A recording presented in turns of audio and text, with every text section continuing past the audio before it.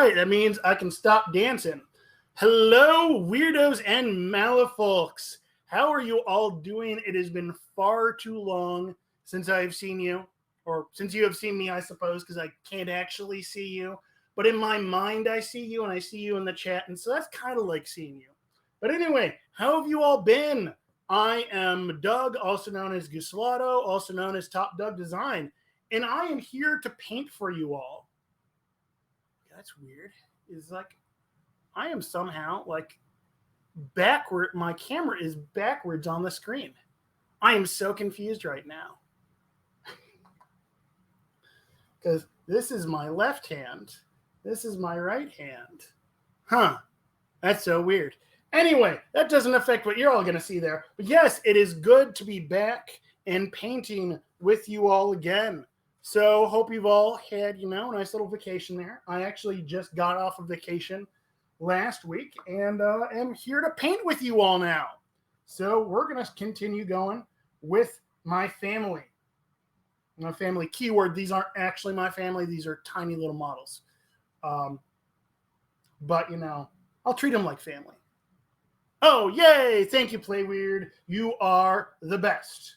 So yeah, so we last we were together, which I don't even remember when that was. I was working on. I started on Santiago here. I had finished off the enslaved Nephilim, working on him.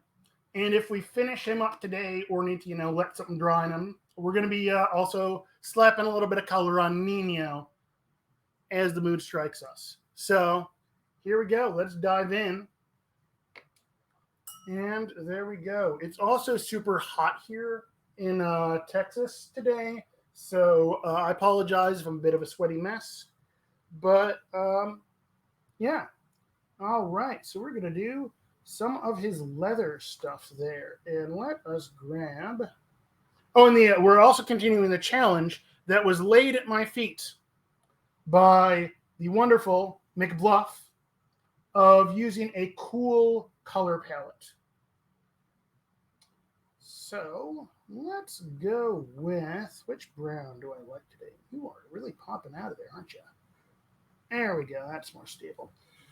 Let's go with you. I'm going to start with the muddy brown.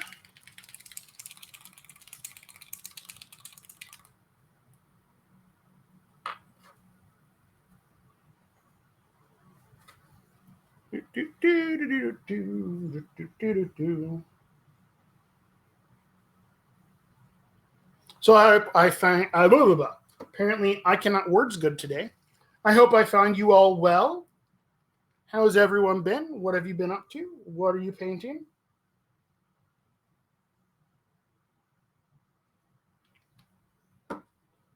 All righty. That'll work.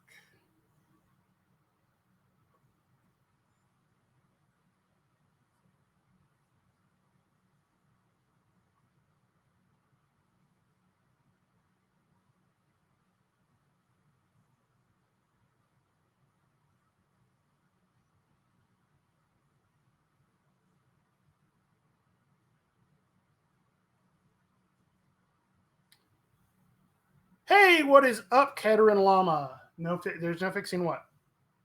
No. It was my camera was backwards somehow, and I don't know how that was. I don't know if that was my end, or the Play Weird end, or if Waldo had just been messing about with the cables and whatnot. Because you know what, it sounds like a Waldo thing, and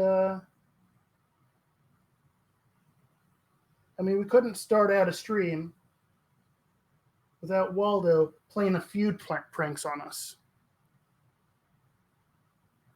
What was hobby fixing? Hobby fixing? I don't know what hobby fixing was. Oh, Play Weird. Oh, yeah, my camera was backwards. The camera was backwards. And it was, weird and awkward.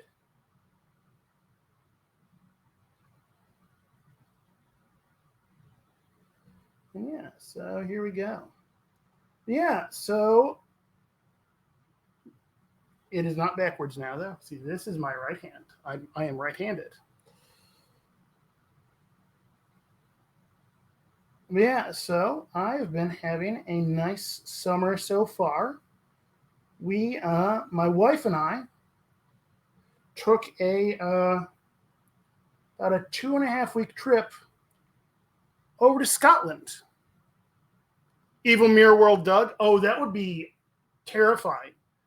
Although I think I might actually be my own evil twin. I am the one with the the goatee and whatnot. So I could be the evil twin. Mirror World Doug might not have, a glorious beard. It may even have hair. I don't know. I punched that guy in the face.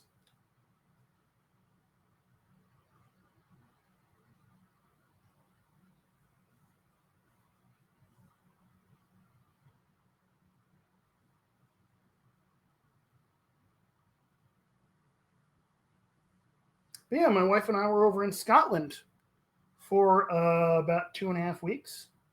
Had an absolute blast. I'd been to Scotland once about 11 years ago. Um, but it was only we were only there for about 48 hours.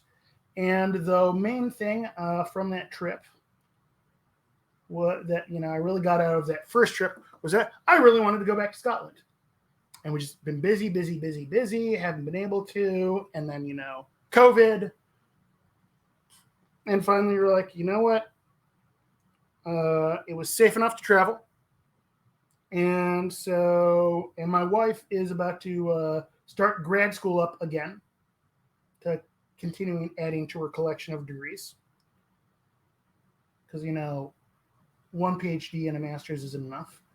So getting another one. Well, another master's, not a PhD this time around. But so we figured she's about to get super busy, so we're not going to be able to travel. So let's travel while we can. And so we went to Scotland, and it was awesome.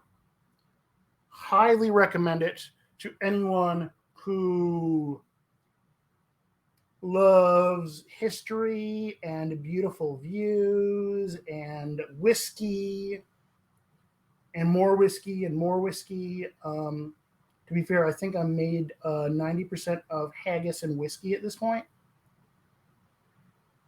Because while we were there, we toured 14 different distilleries. Oh, yeah. Tours or tastings. Didn't tour all of them. But tours or tastings at 14 different distilleries. Let me just tweak this a little bit there. Keep it off screen a little bit. Let's modify that a little bit there. Okay, that's better. But yeah, so did that. Had an absolute blast. Because I've been a fan of whiskey of Scotch whiskey for many years. And it was really cool to finally kind of make the pilgrimage up through the Speyside Whiskey Trail, and then even more importantly, over to the island of Islay, which is where the most beautiful, smoky, wonderful whiskeys are. If you've ever seen Parks and Rec, that's where Ron Swanson goes that one time. And we happened to go there, and it was glorious and beautiful. And I keep coming off the screen. I apologize. It's been a little while since I've painted for you all, so I keep pulling myself off the screen. Let's make sure I am properly framed up. Knowing how far down I can go. All right, cool.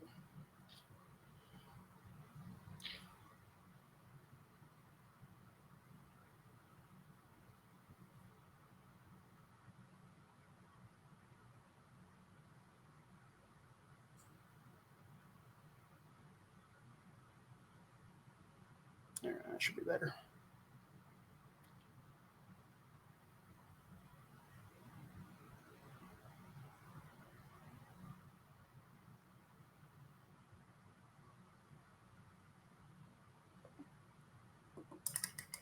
Hey, Jay, how you doing? Good to see you, my man.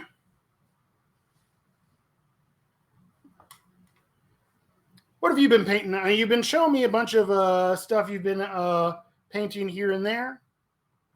Oh, yeah, it was wonderful. But what have you been working on lately, Jay? Trying to remember what was the last, because you showed me a whole bunch recently. Can't remember every single thing. So, what have you been working on of late? Let's go with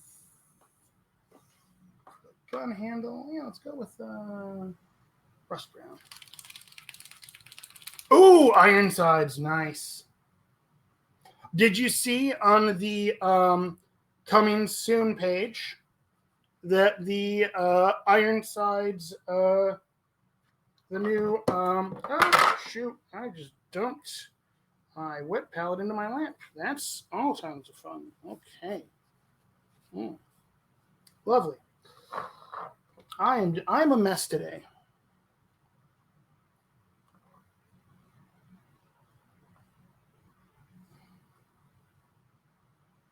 I have my brand new fancy wet palette, and it's kind of throwing me off a little bit. It's my first time using it. Okay. It's my red grass wet palette. I had something like stuck in there. Got paint on my shirts. I'm just falling apart today. How you all doing? Hey, what is up, Haunted? It has been too long, my friends.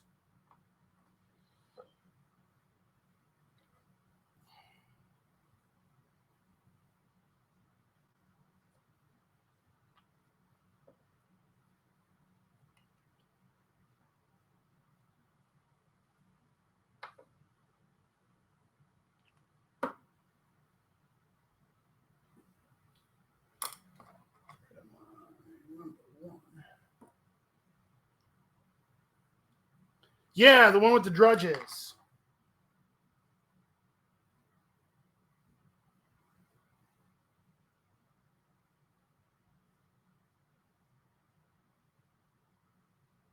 I'm excited because they finally showed off when we're going to be getting my boy Barkus.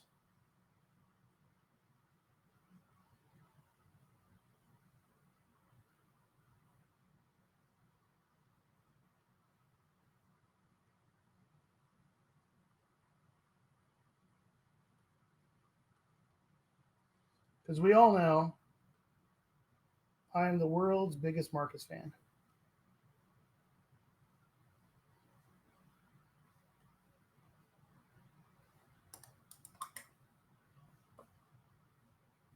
I am painting Santiago. Oh, hey, what is up, Clay? Another one of my local guys. I'm painting up Santiago from the Ortega family. All right, am I focused there? Yeah. All righty, let's see. Well, I feel like I should actually throw a little bit of some skin on him there. A little bit on his face and his hands there.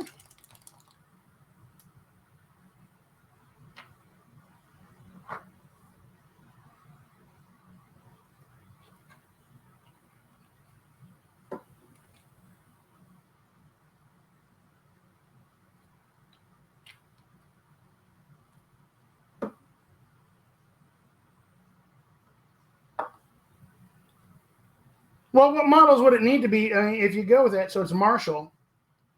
There's also the Domadores de Cadáveres.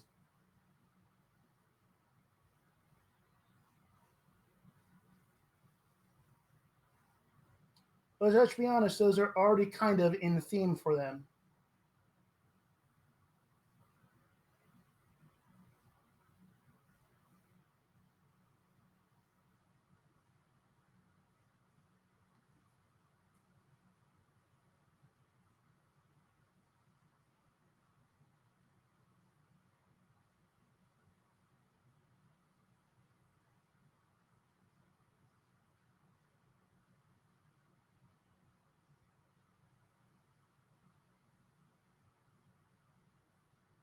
Well, see, that gives you the opportunity to then do a little bit of conversion work yourself. They can't do all of the work for you.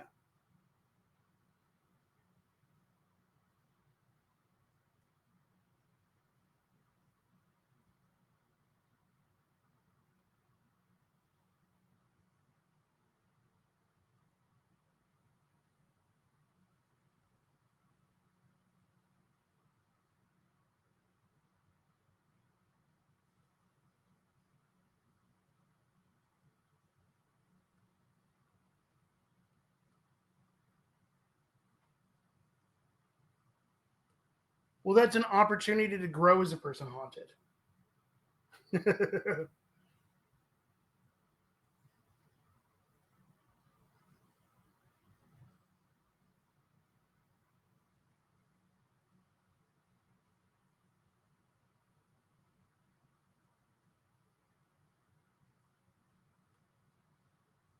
All right.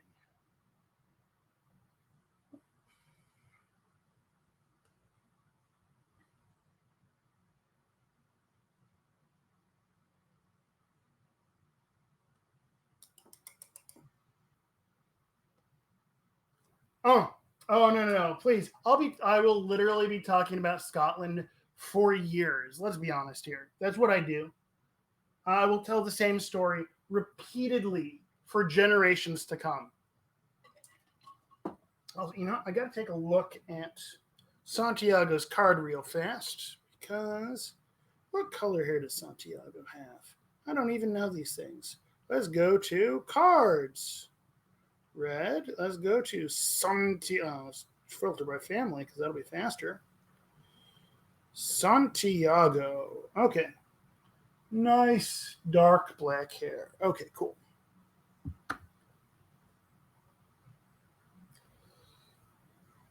All right. Where is my black? There it is.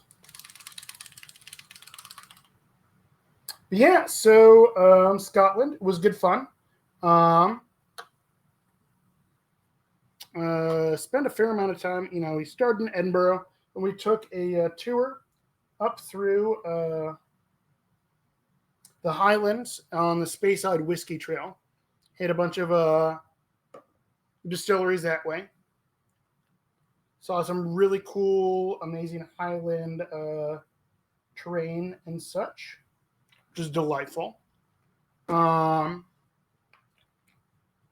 I think my favorite part of all of Scotland was the time we spent out on the island of Islay.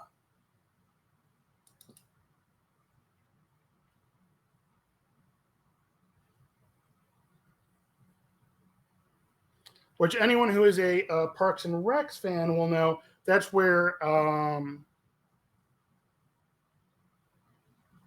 Ron Swanson went when Leslie Knope gave him a trip out there.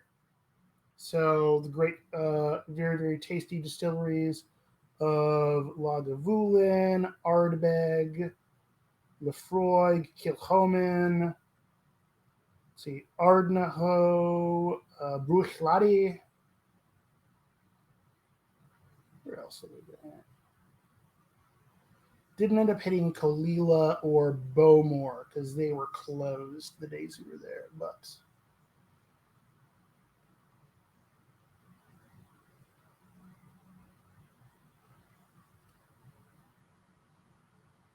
I am a big fan. When it comes to Scotch, I like it nice and peaty, peaty, and smoky.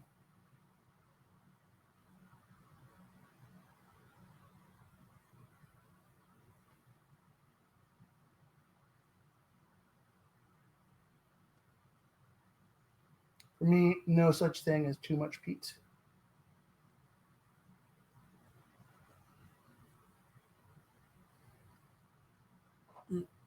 Okay.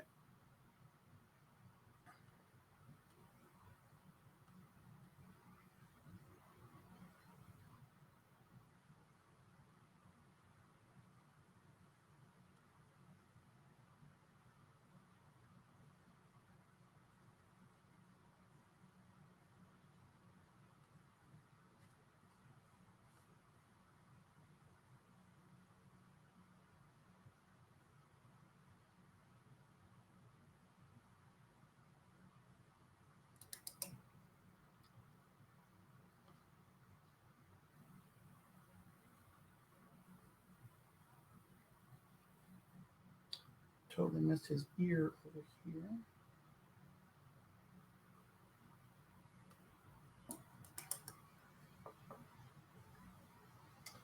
Alrighty, well, he's coming along nicely. So I think I'm actually going to bust out a little bit of metallic, do some of the metallics for him there. I'm trying out some stuff I haven't used before. Some of the cuttlefish colors, because I really, really wanted to. Hey, Jay, stop. Thanks for stopping by, man. Oh, I've got ones that are very, very light as well. A bunch of the stuff I had out in the is space side is quite light.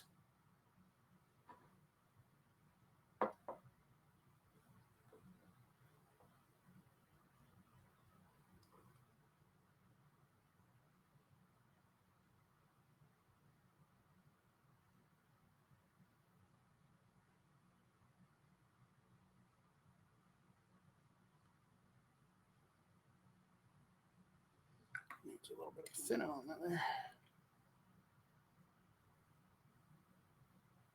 Yeah, so we were able to get over all over pretty easily. We because we didn't want to have to worry about driving. We had a couple organized tours we went on,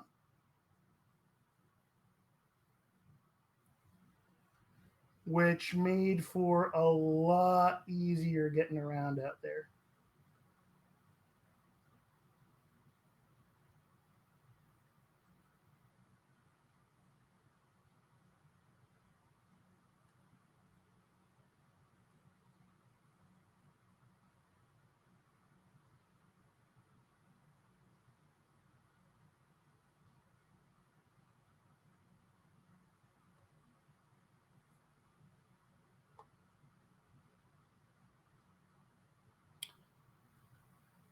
Actually, so it does. They are currently experimenting with wines in parts of Scotland right now.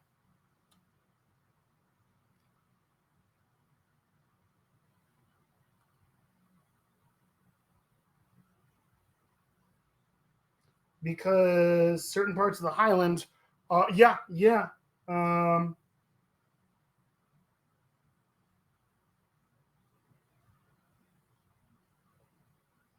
like the not all the way up in the Highlands, but the lowlands and the low Highlands definitely have got some very, very fertile growing lands. And so they are experimenting with doing some Scottish wines.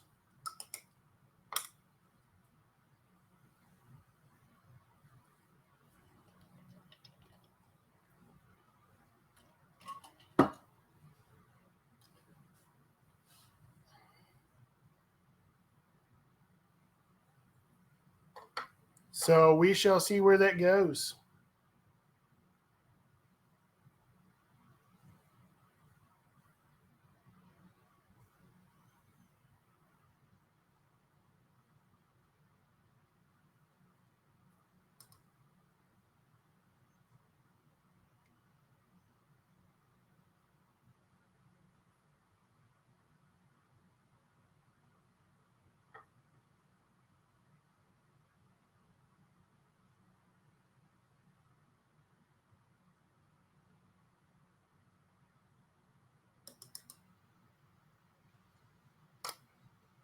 All right, which one was that one I wanted to try?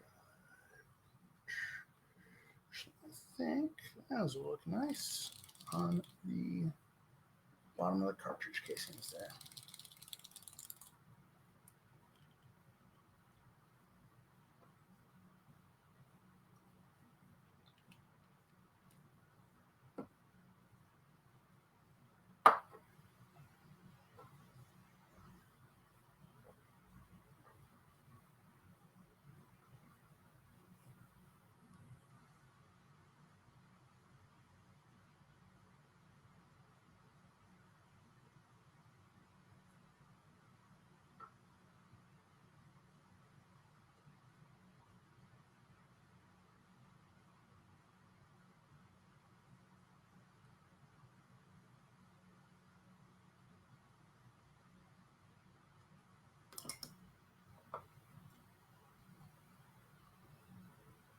Oh yeah, no. If you're heading on over there, hit me up. I can give you all kinds of great recommendations now.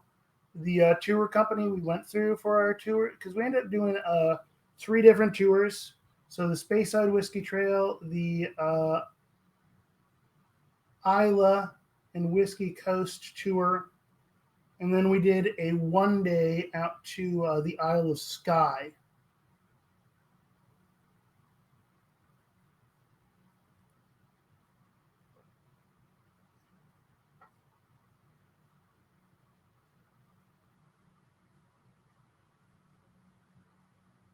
We did them all with the same company, and it worked out really nicely. I totally missed these bullets back here. Hey, no worries, man. I'll be here. I'll be painting for you.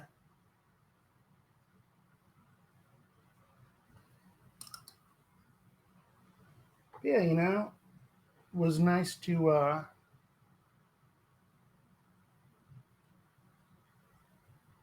go out and travel because it was our first time traveling anywhere in like, man, 3 years.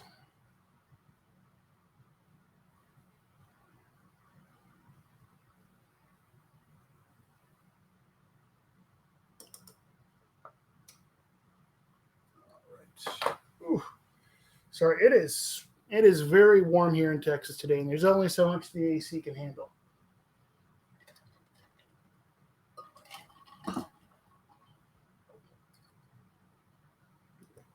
Alrighty. Okay, well, let's do a little bit with his tongue there.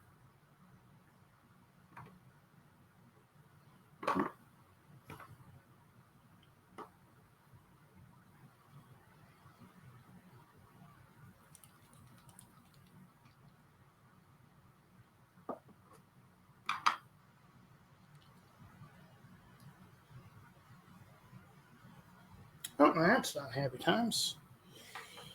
Now that makes me sad. Where's my tweezers?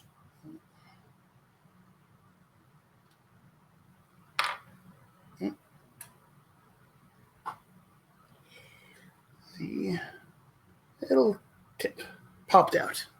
It happens sometimes.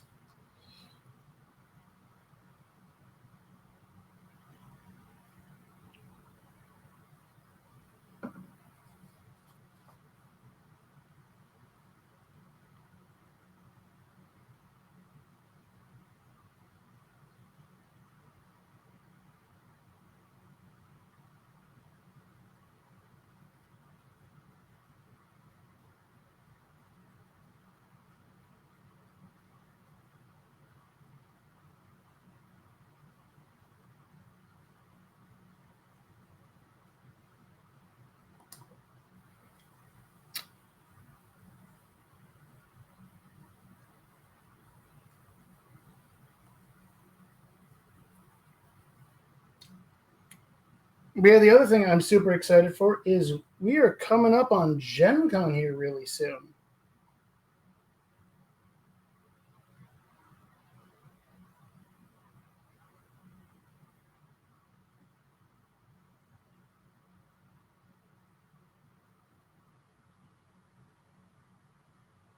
Been getting some really, really cool teases of some new stuff coming up. So I am looking forward to seeing a bunch of this stuff. All right. Now, before we get too far, I got to do a little bit of eye work on this guy. Time to paint those eyeballs white.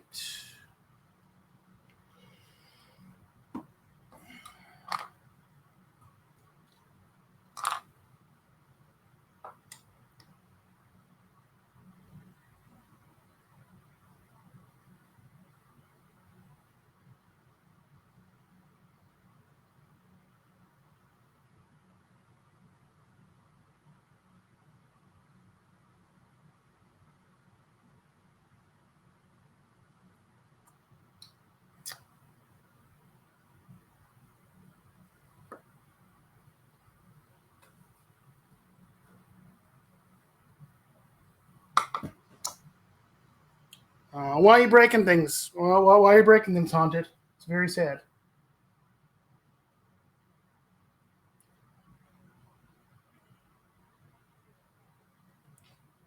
Let's make sure that I'm not putting my head on top of everything.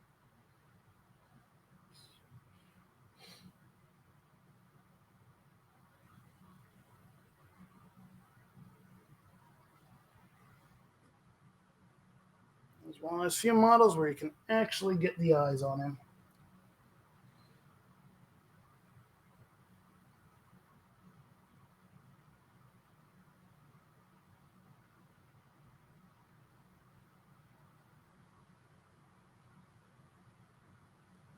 All right. Time to go back in there. You're running your PC on a Pi? Whoa! It's kind of crazy there, Haunted.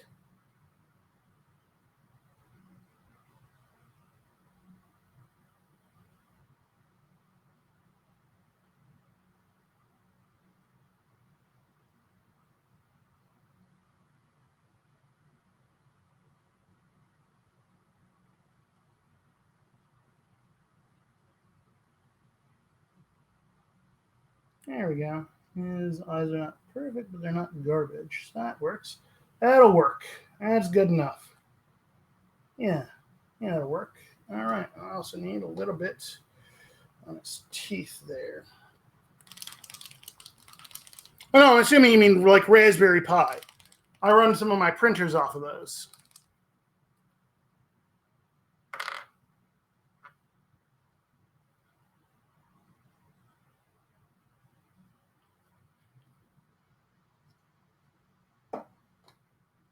Ooh, I could imagine running a browser off one of those.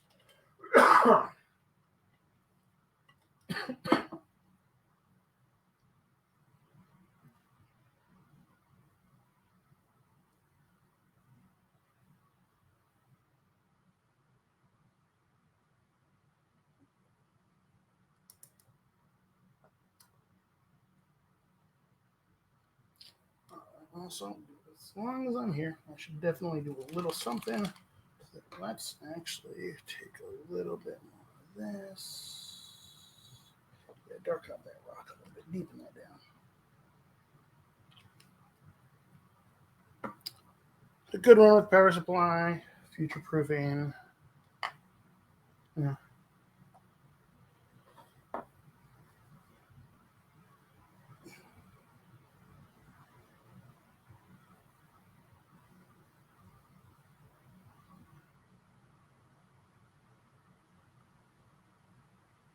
A bit of a heavy dark gray, dark black glaze for this rock here a little bit.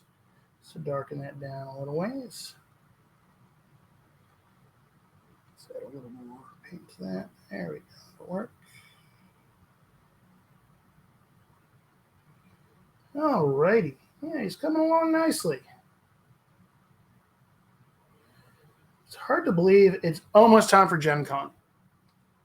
I'm excited. I will be there. So if you're going to Gen Con, I will be there. I'll be taking part in the I'll be participating in the double random rush, which sounds all kinds of crazy and insane because it's double rush, but with random partners, which sounds like delightful fun. I'll be participating in the Tyrant tournament. I'm doing one of the speed paints because I feel like I should. And then I'm going to be running with other Doug. No, not that one. The other one. Not this one. The other Doug. The Casino Brawl on Sunday. So come by, say hello when I'm participating or when I'm running things. Or, come participate yourself. It's going to be very, very exciting. I don't know if there's still tickets available for or not, but you know what? You should take a look.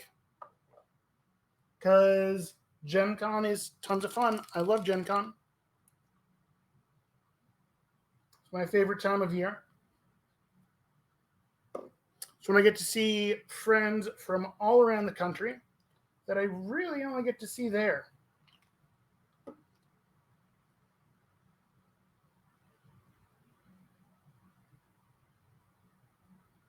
So I'm very excited for that.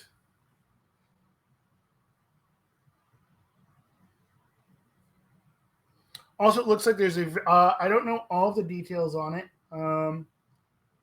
There's a really cool Vagrant song event that looks super cool. That if you haven't had a chance to play the game Vagrant song, that game is awesome and was like a huge runaway hit at Gen Con last year. And sold out every single day. It was awesome. And so there's an event for that. They're cool events they're running for that. Also, we've been seeing a bunch of those previews for the Bayou Bash expansion. Now, I don't know if it's been said officially or not, if that's going to be available at Gen Con. I'm really, really hoping so, because gigantic 8-person Bayou Bash just sounds like delightfully stupid fun that I am here for.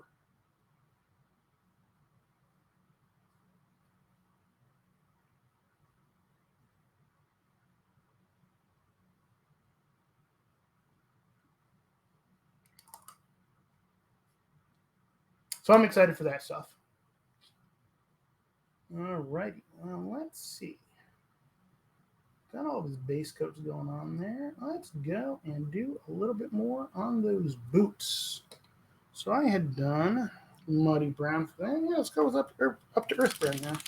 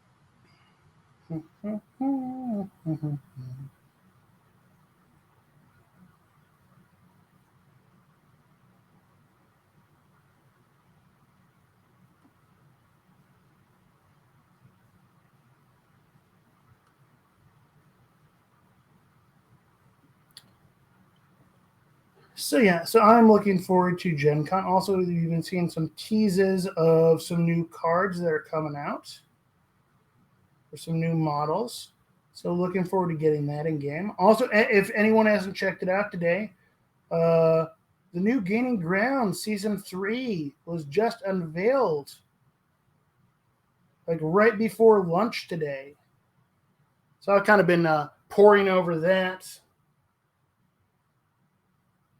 figuring out, how to actually score things.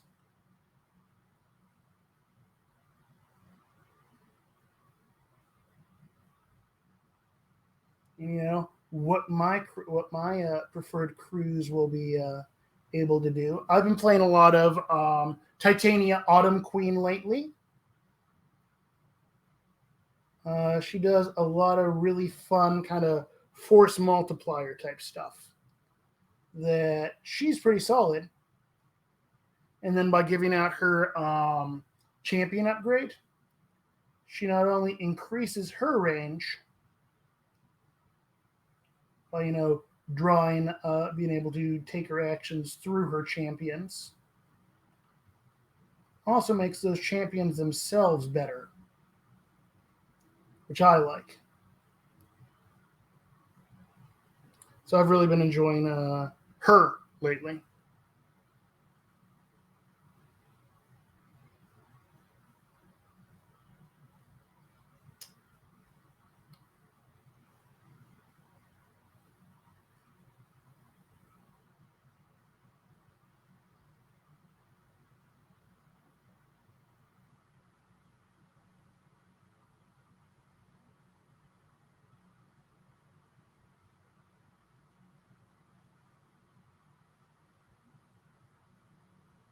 Couple of old schemes I'm excited to see make their comeback. Leave Your Mark, always a fun one. So I'm excited to see that scheme make a comeback.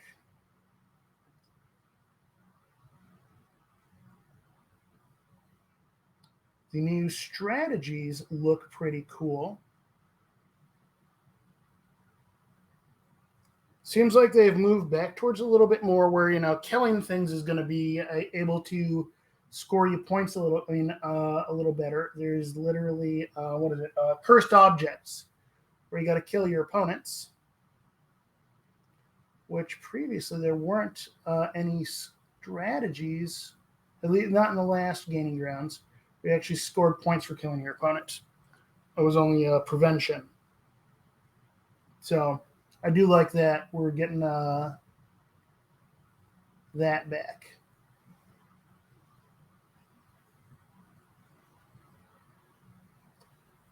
I think Cursed Object was a strategy before, but it seems to have gone a pretty major overhaul, unless my brain is completely misremembering all of the things.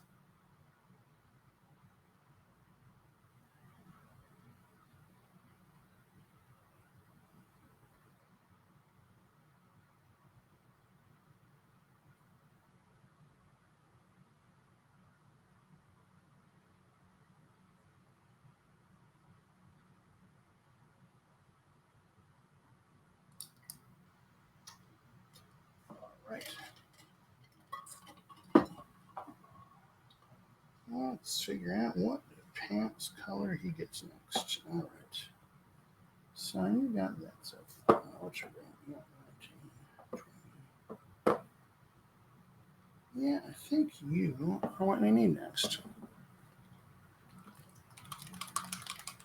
We'll just shake up both of the things. Whee! Being goofy. I'm just excited to be back painting for you all.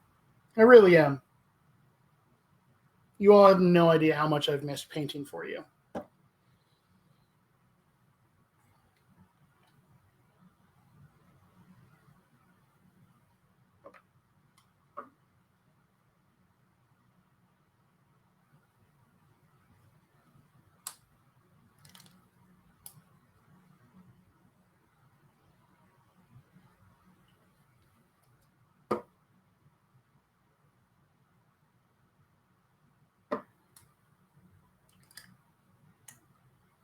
Just mixing some paints up here. Getting them properly thinned, and then let's do a little half 50-50 blend.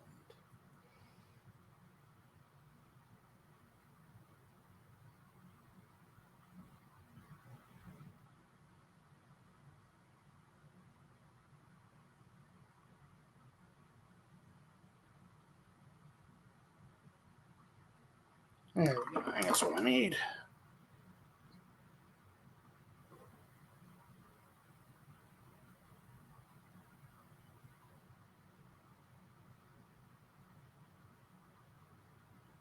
That's about where I'd left it, so I guess that's not what I need. Haha.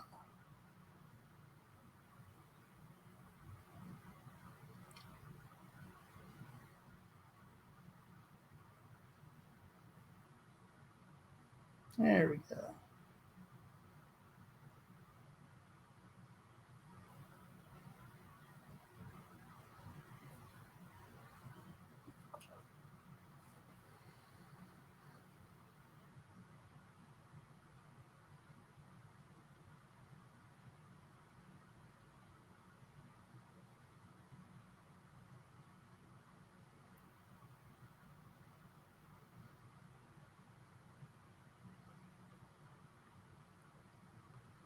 Yeah, I'm always excited for new things. We're going to have some new, models coming out. We got the new rules with the new Gaining Grounds, which is always exciting.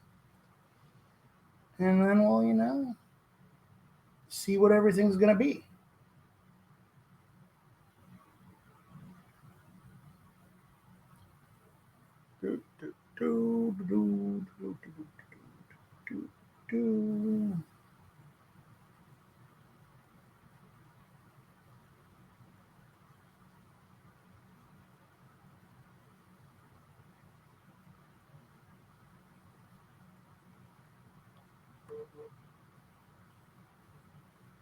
Yeah, so I'm going. So one of the specific things with this is that I don't know if she's in the chat today or not, but McBluff, one of the frequent fans of the Play Weird stream, pointed out that I have a tendency of painting my crews with a very warm color palette. That pretty much almost every model I have done on the Play Weird stream has had a warm color palette.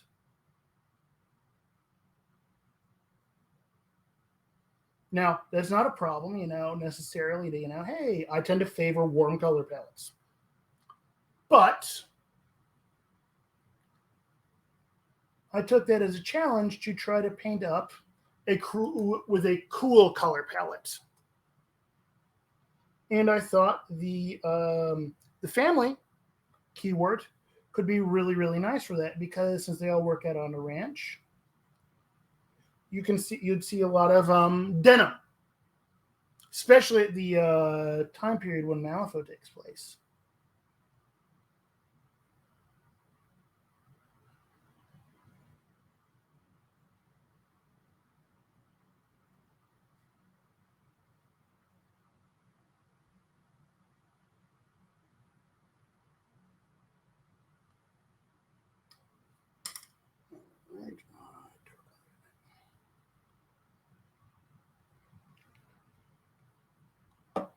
So that's why I'm going with a cooler color palette than you frequently see for the family crew, because it doesn't see a lot of reds, a lot of browns, and so it is an intentional choice to go against my normal inclinations.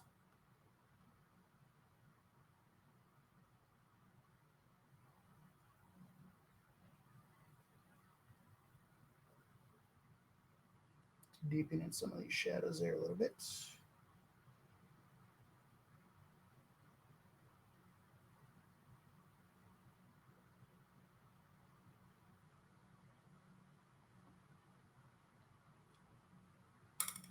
Yeah, so I figured, hey, go with a cool, like some cool blues, some the denims, which try to do almost a little bit when I'm doing the blending on these here. I'm trying to stipple it a little, do a little bit of a stipple stroke on it there. Something I've seen that Angel Heraldez does this a lot of times, where he kind of taps the brush onto a thing to get a bit of a stipply highlight onto things. Just try to get that little bit of texture to his jeans here.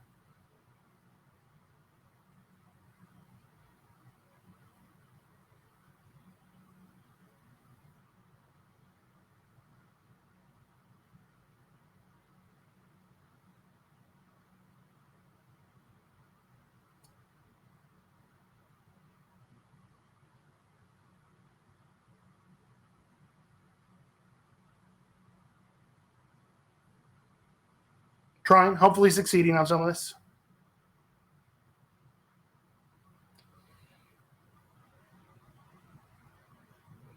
Not gonna lie, I feel a little rusty today. I haven't painted for you all in a while.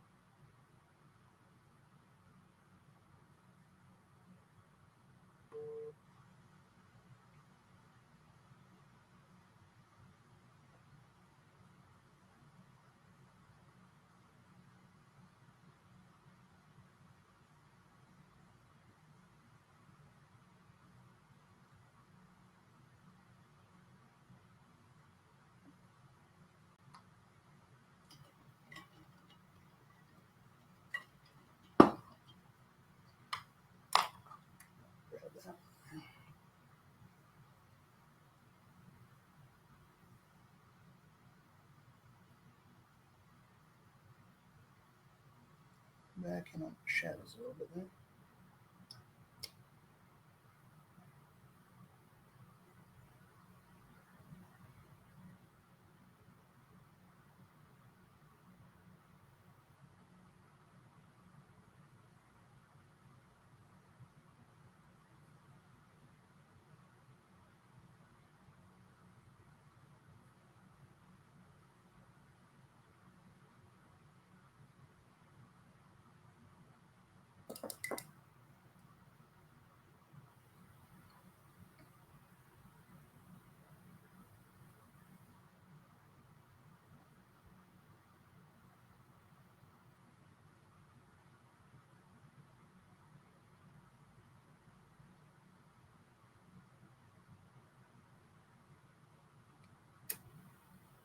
I'm not 100% satisfied with how this is blending right now.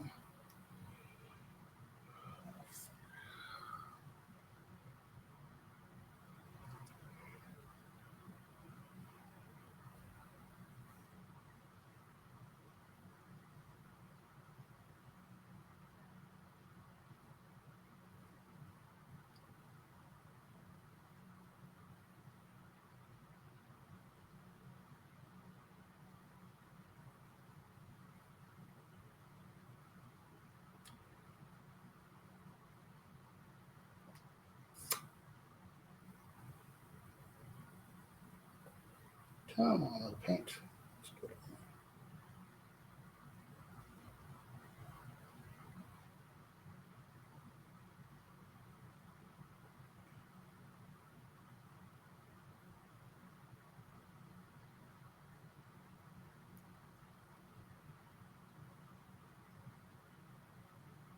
on. All right, that's coming back.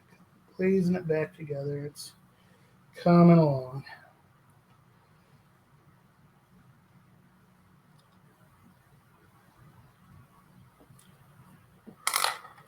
Oh, man. It is hot in Texas today. Woo!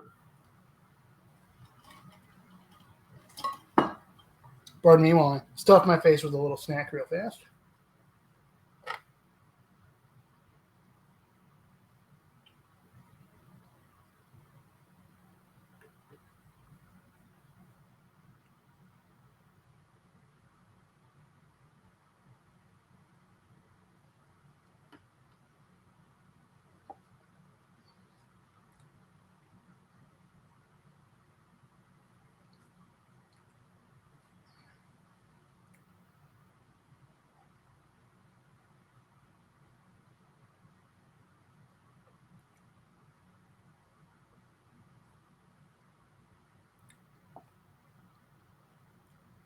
Oh, yeah, George, yeah. I got used to, the lovely, lovely cold weather of Scotland. It was glorious. It was, maybe in the 60s most days, which was just wonderful.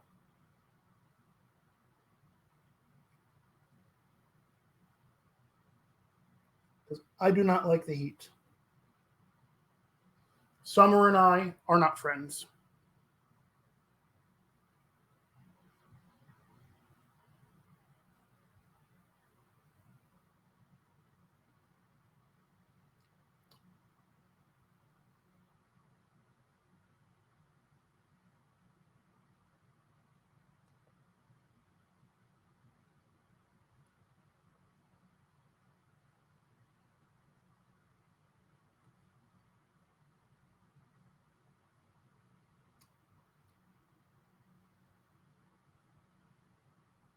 Yeah, it's supposed to be up over 100 for most of the week here, which is not fun. I don't enjoy that.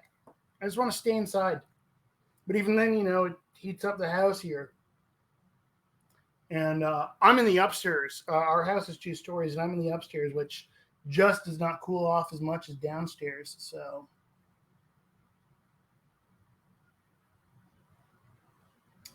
that's always fun.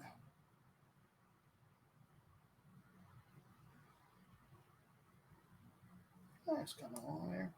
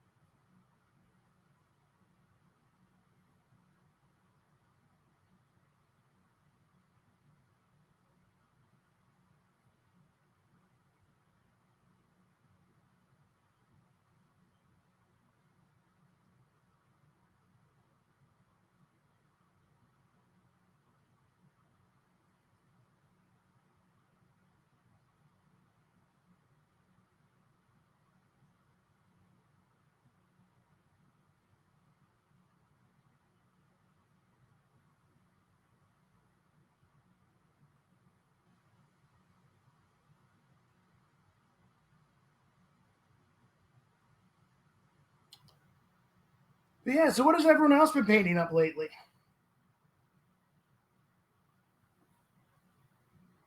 Flayward, have you had any chances to slap any paint on anything lately, or have you just been too busy with other stuff?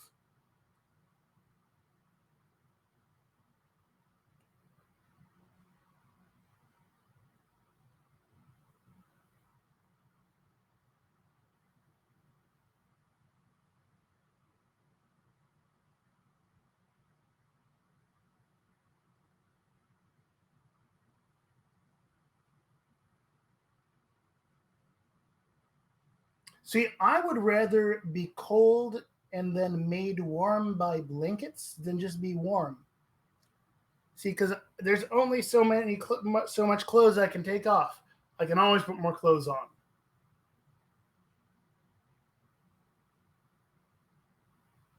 I hear you there under construction. I've been doing a lot of terrain of late myself, working on getting stuff. So I'm actually, oh yeah, it's been a while since I've been on here. I'm going to be running a GT here in Houston, Texas. You're all invited, and you should all come. So the second weekend of October, Houston, Texas, I am running the Lone Star Down Malifaux GT. And so you should all come. And so I've been working on getting enough terrain put together for that. See, being cold doesn't, being warm hurts to me. I just can't stand the sun. The sun and I, not friends. But Caterin Llama, if you like the heat, you should come to Houston, Texas for the Lone Star Down Malifaux GT. Second weekend of October. Tickets on sale now.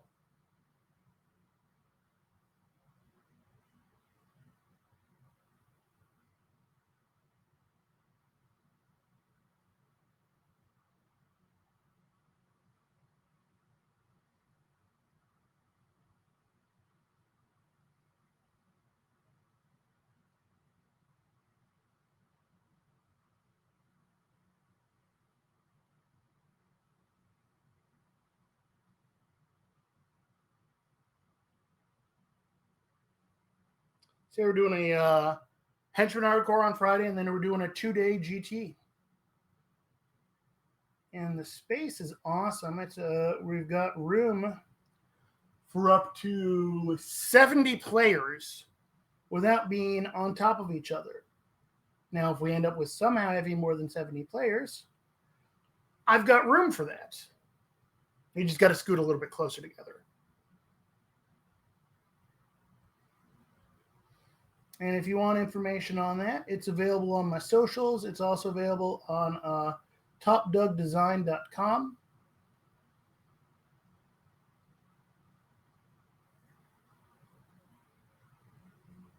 Yeah, Malifaux GT.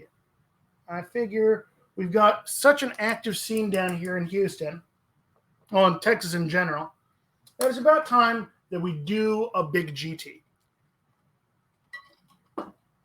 Because lately, most of the big events have been out on the East Coast. So,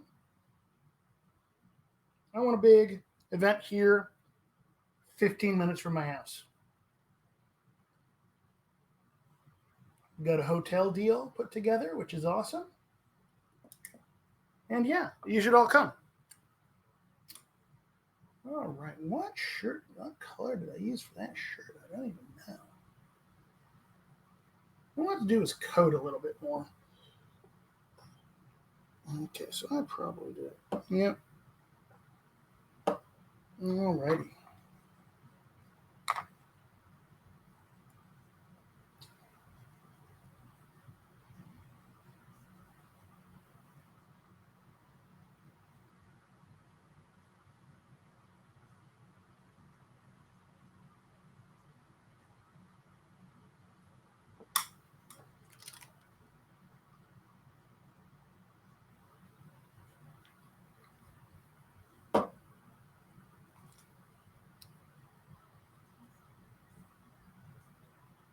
Okay. I'm totally. Oh, that's because that was on. Okay. Yeah, I'm looking at the wrong colors. Oh, helps if you use the right colors, Doug.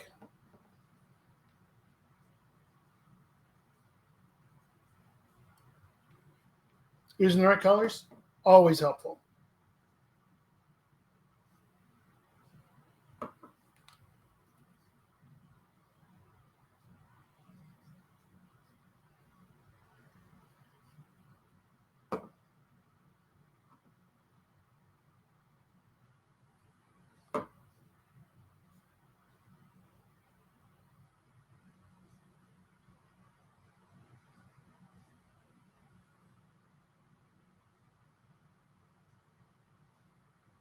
So let's get that up there.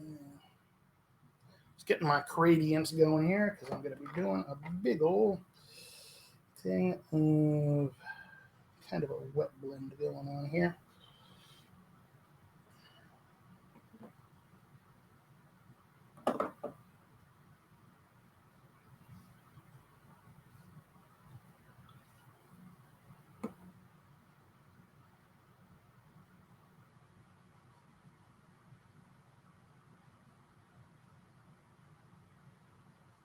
There we go.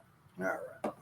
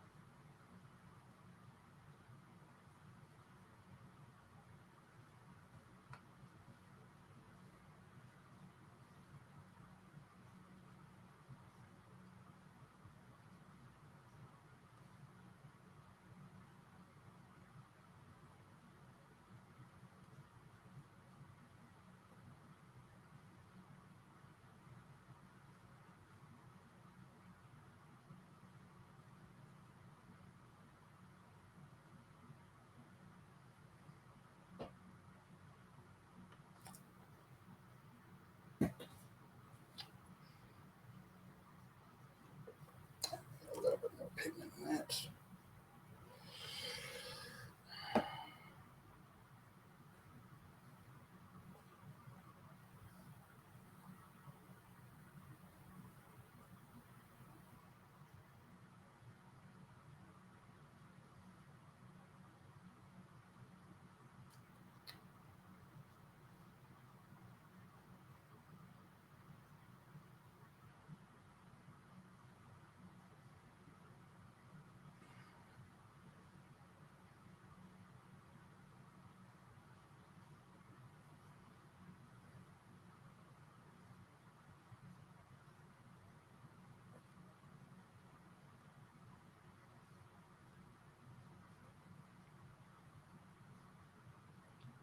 Yeah, so I am doing something where I'm trying to keep this very, very wet on here because it lets me then kind of blend back and forth.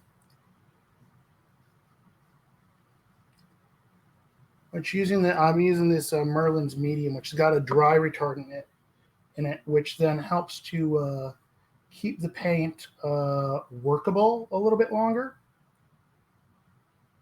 which then kind of lets me do a little bit of a back and forth blending. Which I like doing on cloaks and whatnot.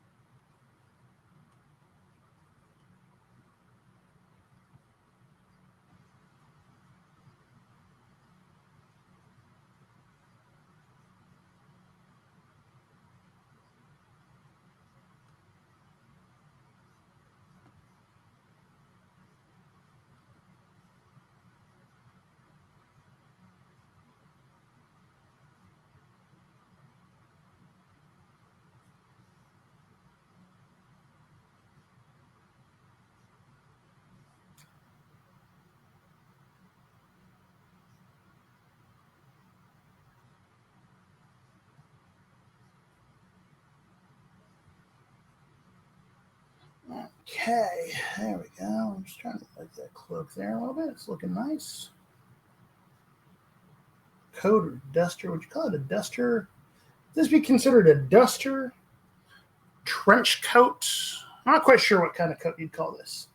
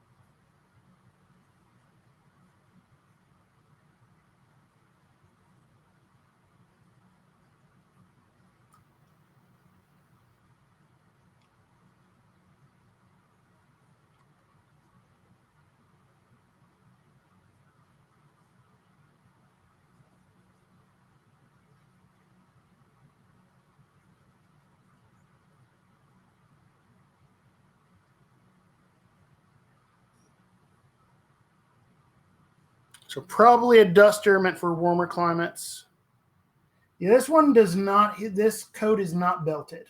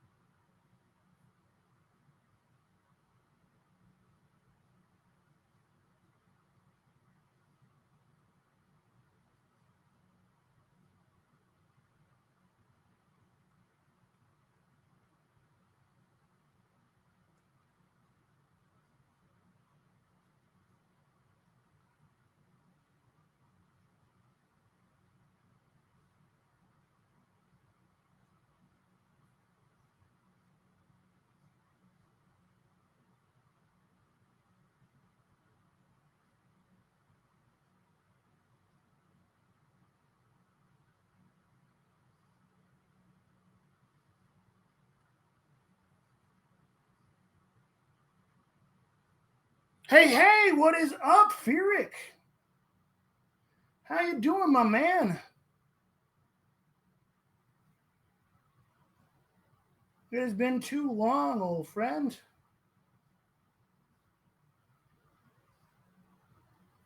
How have you been?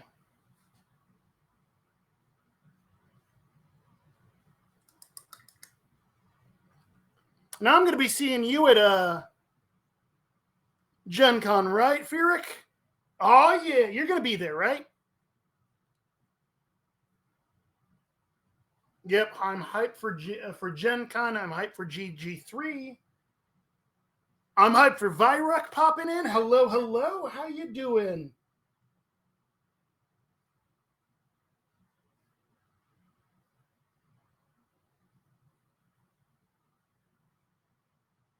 Wasn't able to stick around. I guess got back train from event at work. Nice, nice.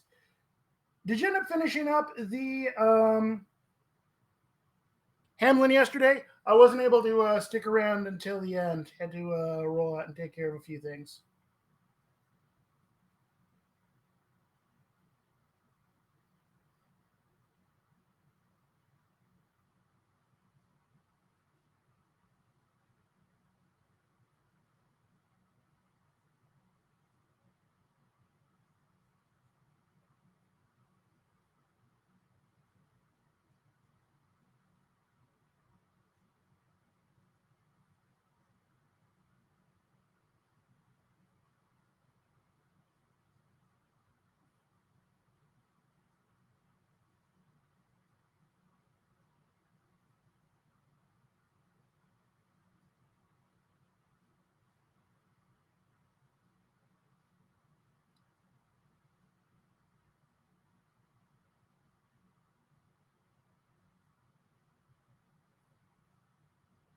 $99, 95% done. Nice.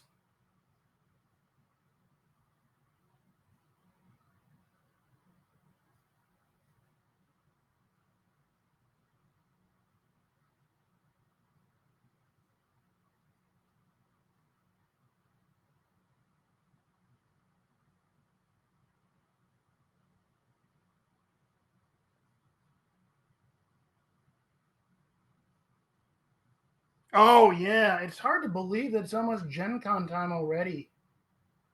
Now, I mean, to be fair, Gen Con was late last year due to, COVID stuff. So it is approaching less than a year after the last Gen Con. But still, it feels so early. Does not feel like it should be, getting ready for Gen Con. I'm so far behind on my Gen Con prep.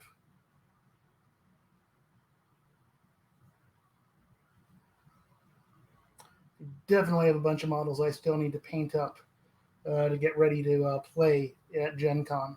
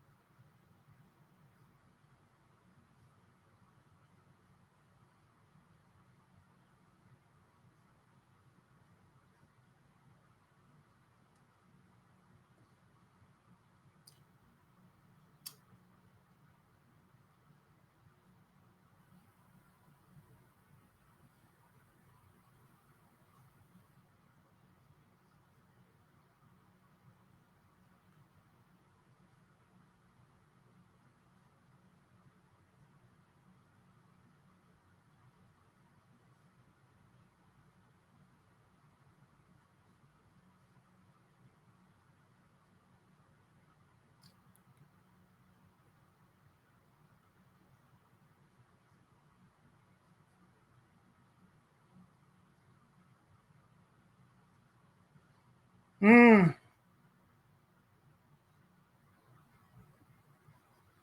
Well, I know what I'm packing for the casino brawl. The casino. Because I'm running that event with the other Doug.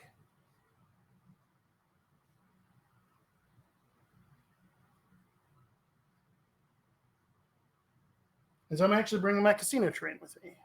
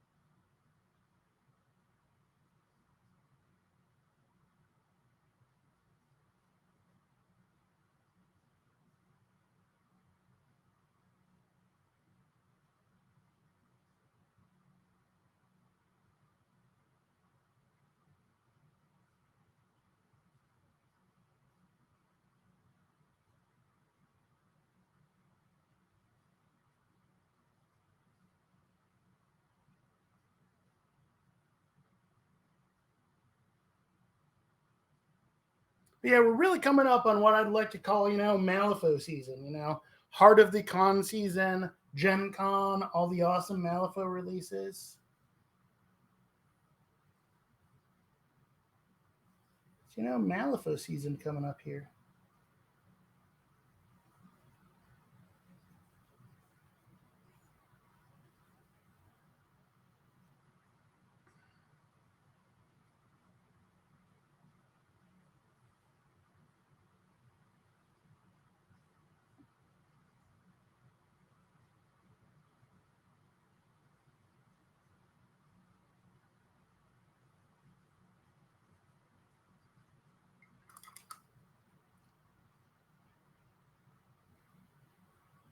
BS model is full of character.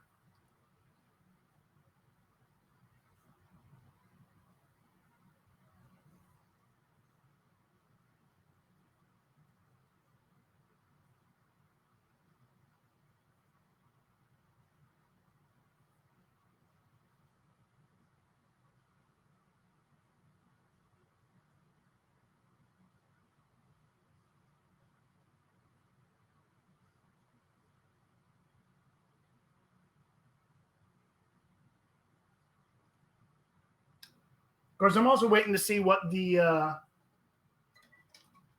weird releases will be at Gen Con to know how hard my wallet will be hurting. Because every year I always end up with so much Malifaux. It's glorious. I am excited for it.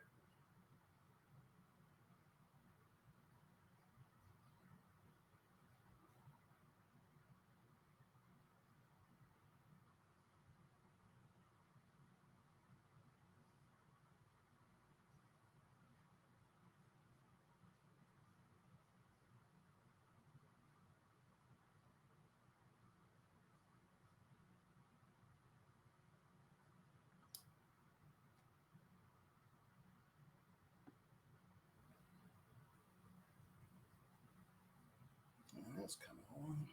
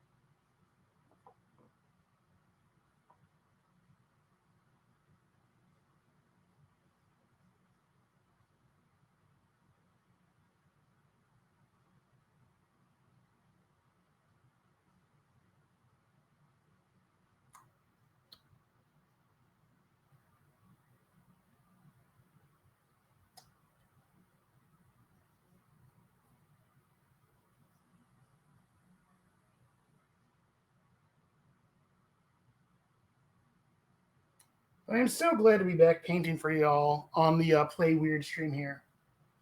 It is always a pleasure to paint for you all in the middle of the day.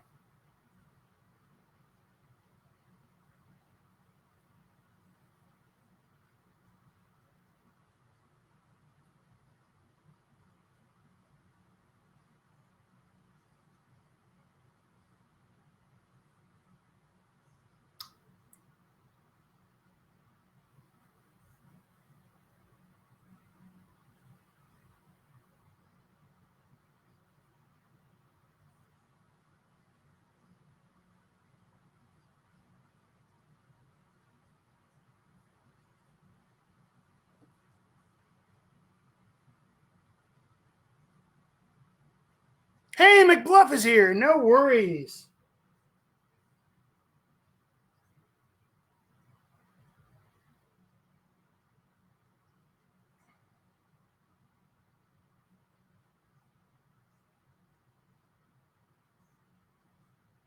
I do feel a little bad working on this crew if McBluff's not here.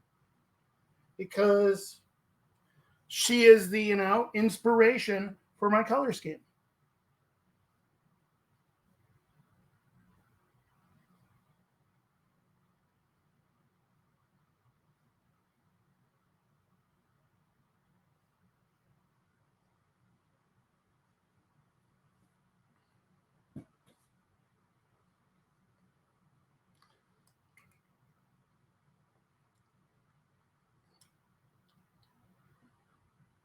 One moment, I'm gonna stuff food in my mouth. Ah.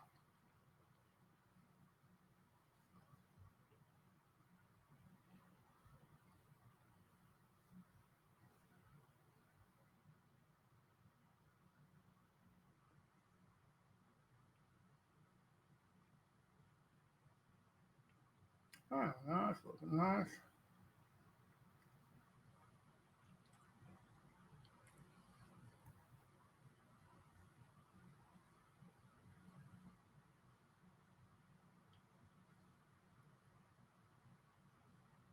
So, what have you been working on lately, McBluff?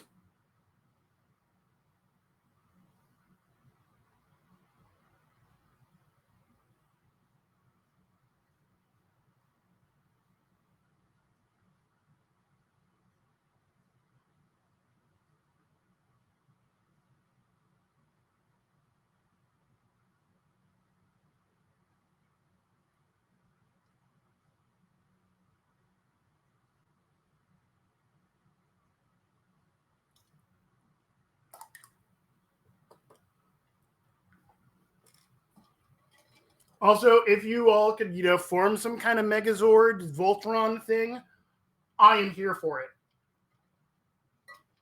I'm not sure how that would happen, but however it does, I'm on board for it.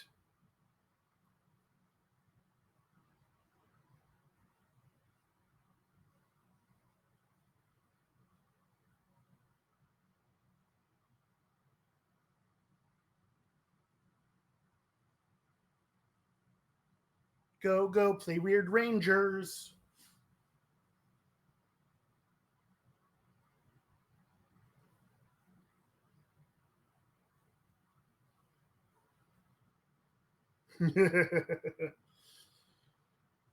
Drawing as always, working on some animatics. Nice.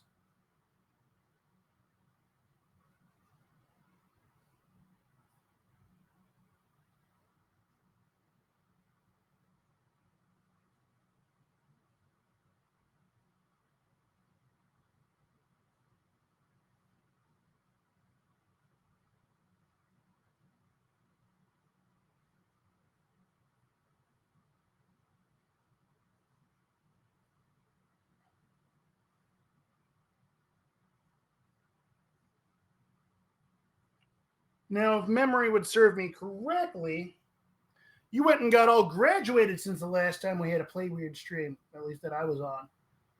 Right? Or am I misremembering?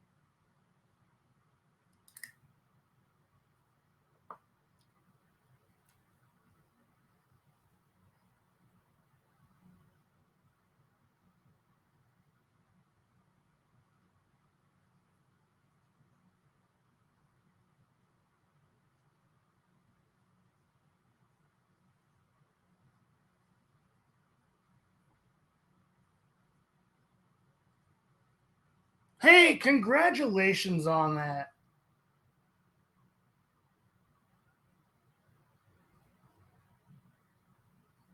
A million and one congratulations.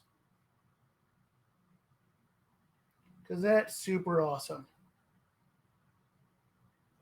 Way to go.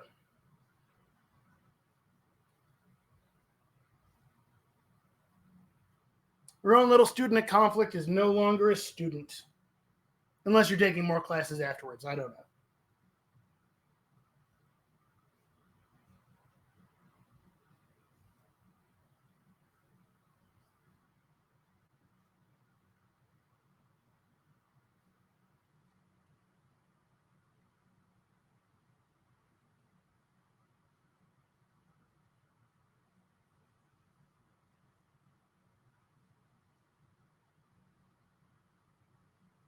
And now I'm all excited about, oh, wait, no, no. Now you made me feel old.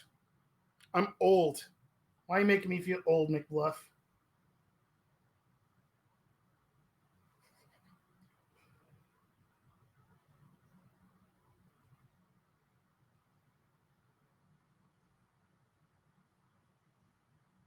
I was going to say it's good to see you here again, but no, now you made me feel old.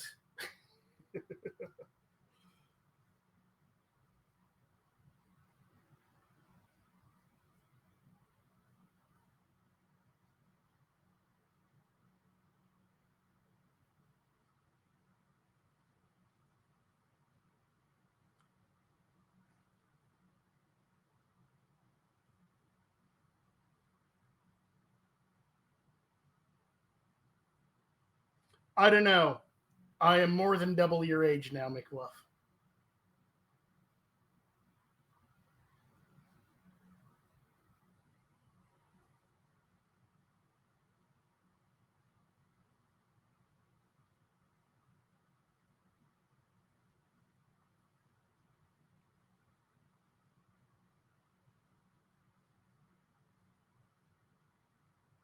I make you hungry. Yeah, Kyle, stop spy with puns. I mean, I have been snacking.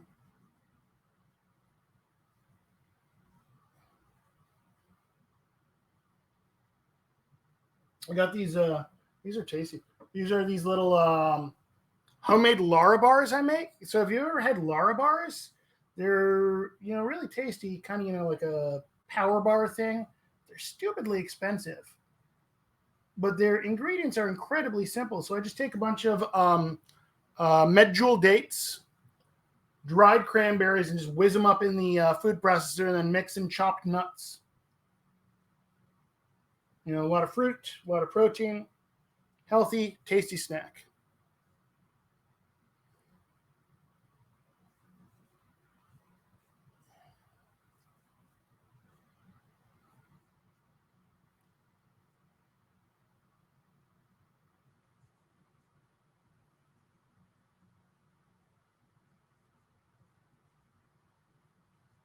Yeah, the Scotland trip was supposed to be part of my celebration for my 40th birthday. We did it early because my wife's heading back to grad school, so busy, busy.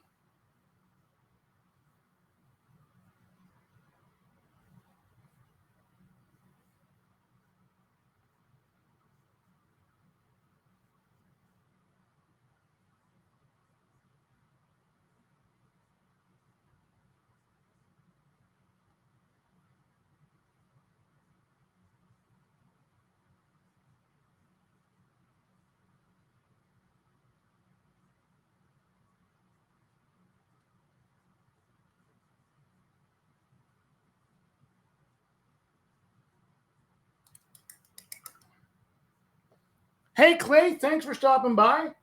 If I don't see you before then, I'll probably see you in the Austin tournament, right? You're gonna be driving on over to Austin. Won't be this weekend, the following weekend, right? You and the other SA guys?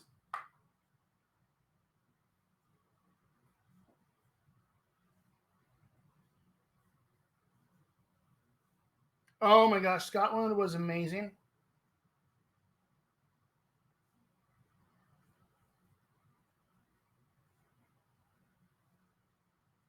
So much beautiful land, so much tasty food, so much delicious whiskey.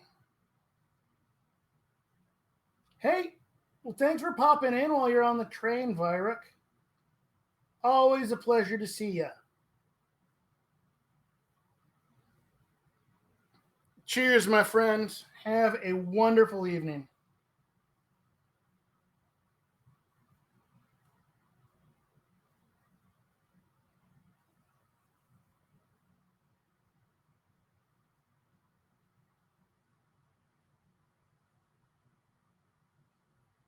All righty.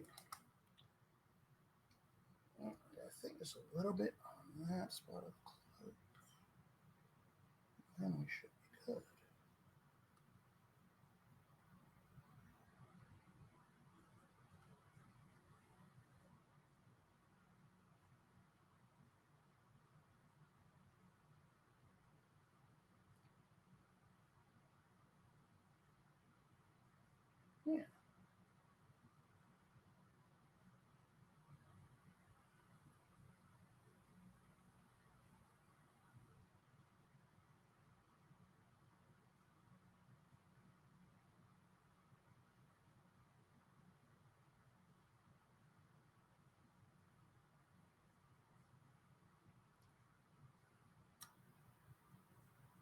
All righty. Well, that's come on. That was a little bit right.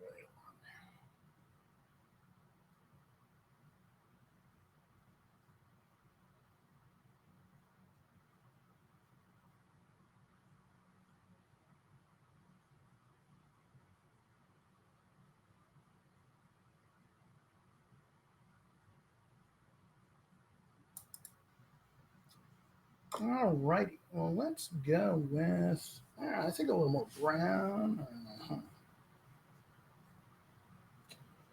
hit those greens. All right. It's probably leaf green, pale green. That's what I have there, right? Yeah.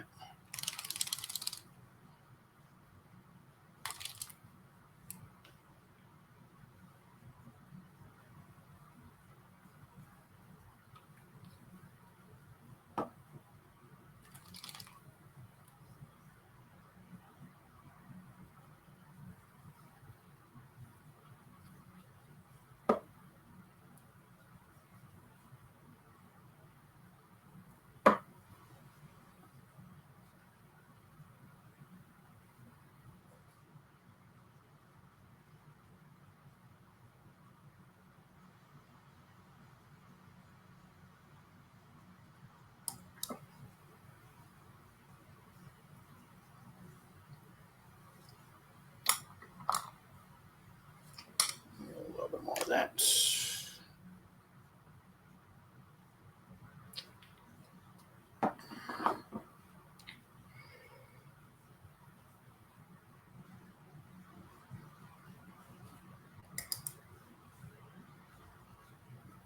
All right, brush.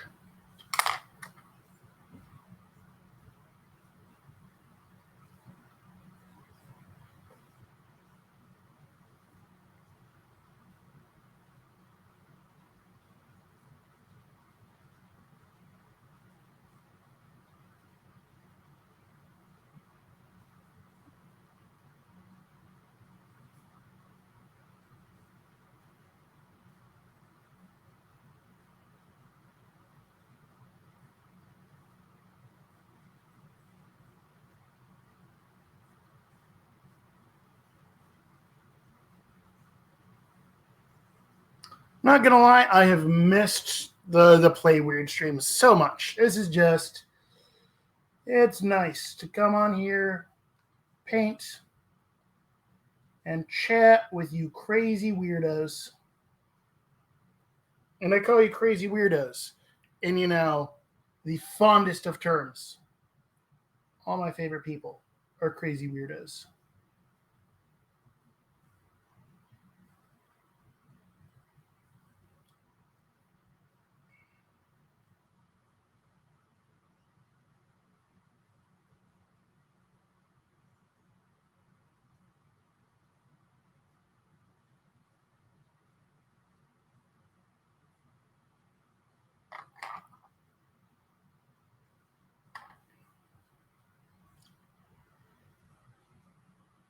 But we're back, baby. Woo! Okay, it's hard to dance while you're painting. I still do it, but you know what? I get less painting done when I'm dancing, I suppose.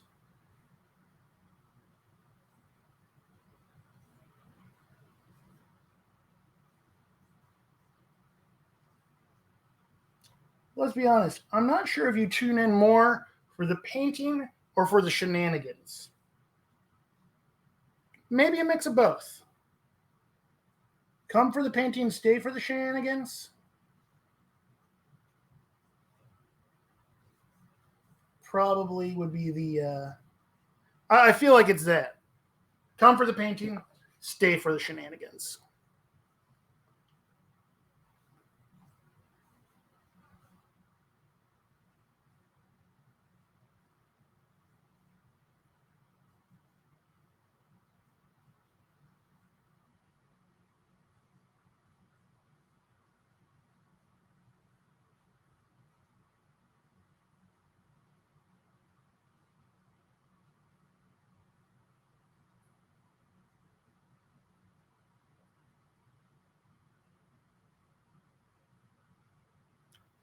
That is, I mean, at the very least, that's the slogan while I'm here. There definitely is shenanigans, even, when I'm not painting. The chat room definitely provides its fair share of shenanigans.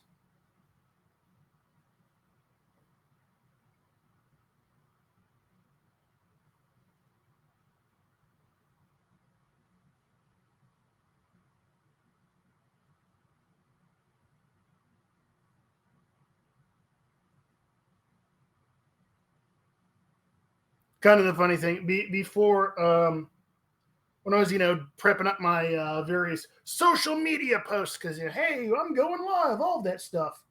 I had to figure out, he's like, right, how do you spell shenanigans? I can't remember. And I feel like that's a word I should just know how to paint. Oh, my wife is headed back to school to do a master's in computer science. So,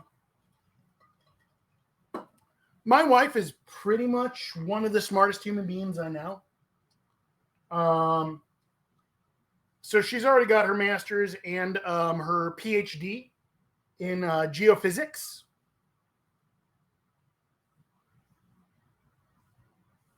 Well, yeah, it's a fancy branch of geology.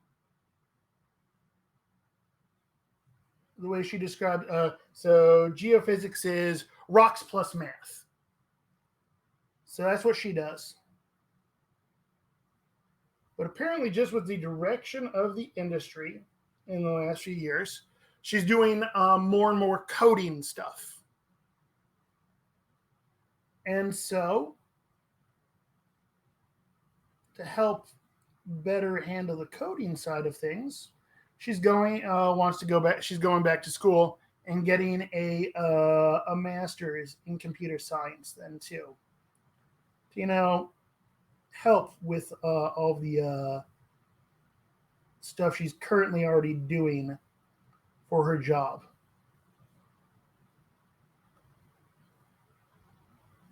And part of it is also some of the stuff she's doing, some of the stuff that they teach in her degree she's going to be working on, she already does. But unfortunately, there's times where because she doesn't have, the computer science degree, people don't, she's like, I can do this. But because there's not the degree behind it, they dismiss her on that.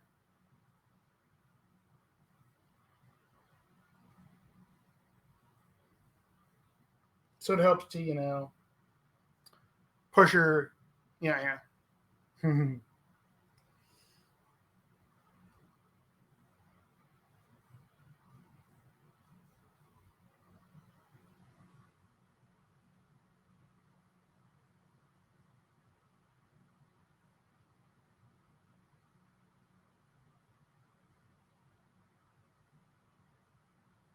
So I married up.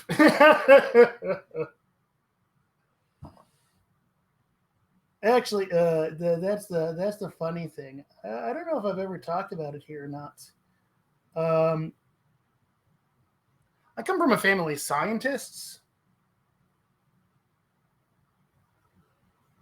Let's see, both my dad and my father-in-law have PhDs in chemistry. My older brother has a PhD in chemistry. Let's see, my little brother's got a master's in zoology and data science.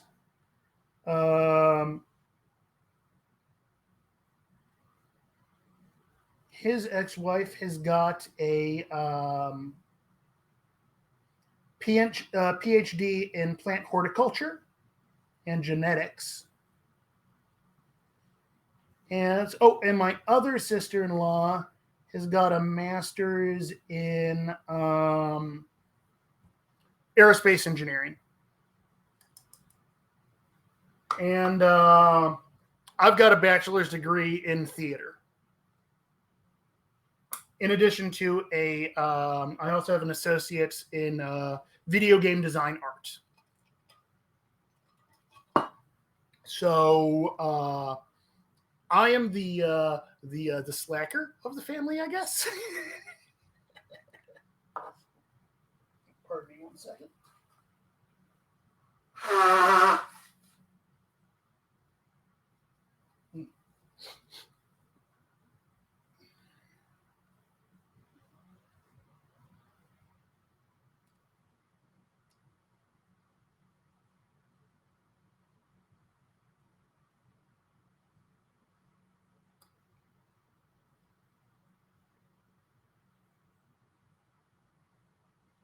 See, needless to say, oh no, that was pretty much what she did for a while. So she is now a stay-at-home mom with their triplet. Okay, not exactly triplets. They adopted 3 kids. But they all ended up being, within 6 months of the same age.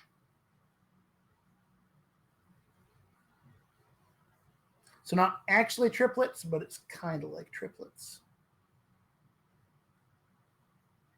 We refer to them as the triplets.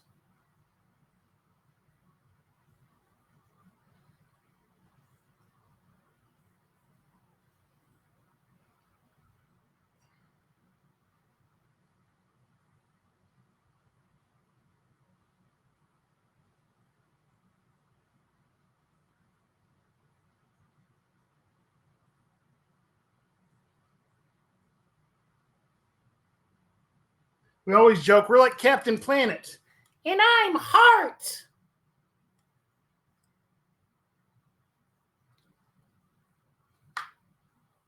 McBluff, if you don't get that joke, just Google it. You'll be able to find that. That's from, when I was a kid.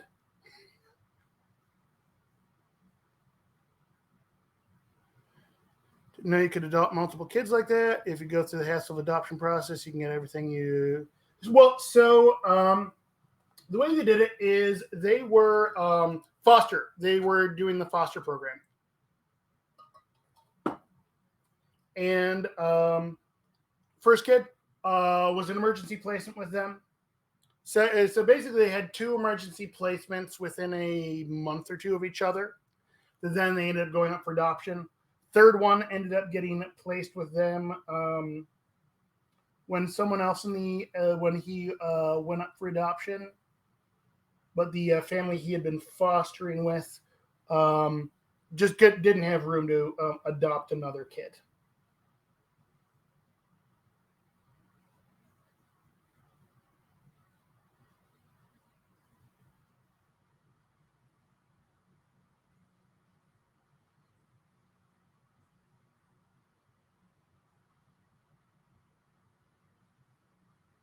Yeah, so that house is a madhouse.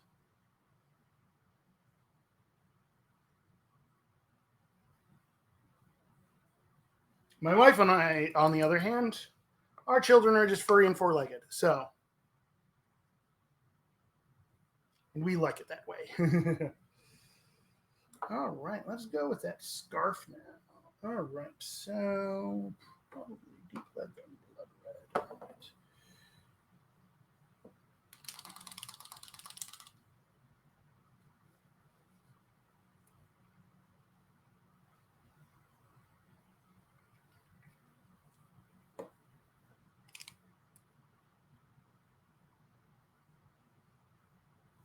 I need my little stabby needle. Stabby needle. Stabby needle. I'm going to stab my paint with my stabby needle. It's a song about stabbing my paint with a stabby needle, you know? It's part of the shenanigans you come and stay for. Oh, no, you didn't come for the shenanigans. You stayed for the shenanigans. You came for the painting. Come for the painting. Stay for the shenanigans.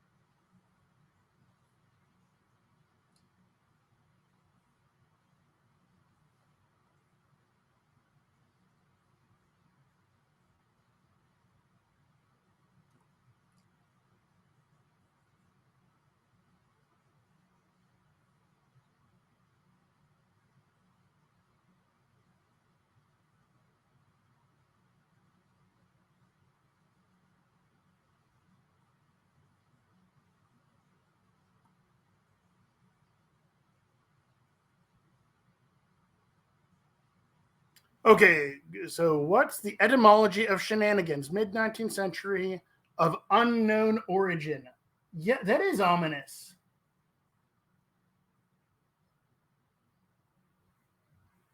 Anything of unknown origin is really ominous when it comes to etymological things. Because, I mean, let's be honest. I mean, words. Not knowing where a word comes from, that's vaguely terrifying.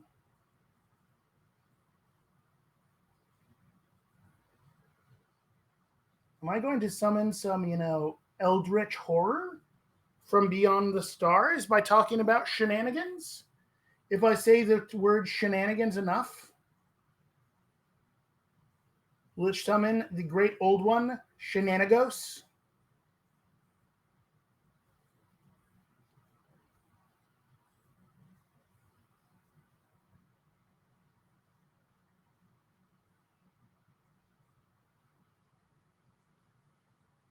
Shenanigans will return in the end of times, but is saying it too much going to summon shenanigans too soon? Or does it prove that I am shenanigans' loyal subject?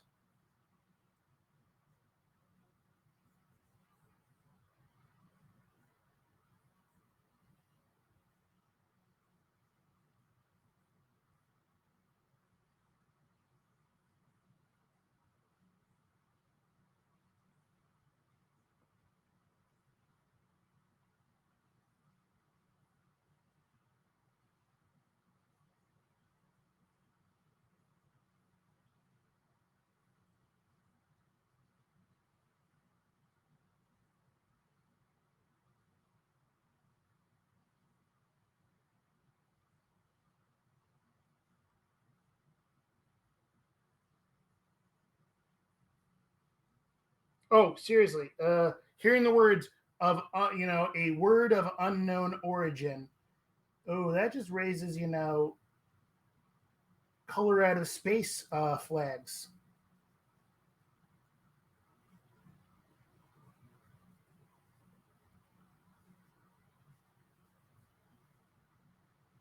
Which are far worse than red flags, obviously.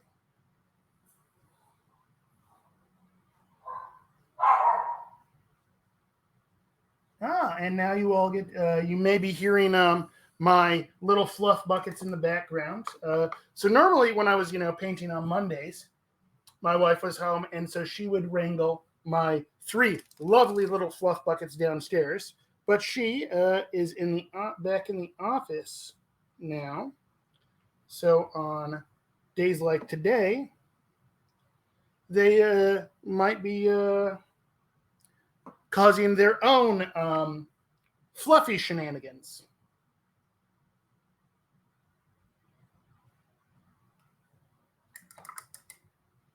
Pupperinos. Yes, yes. My three wonderful fluff buckets.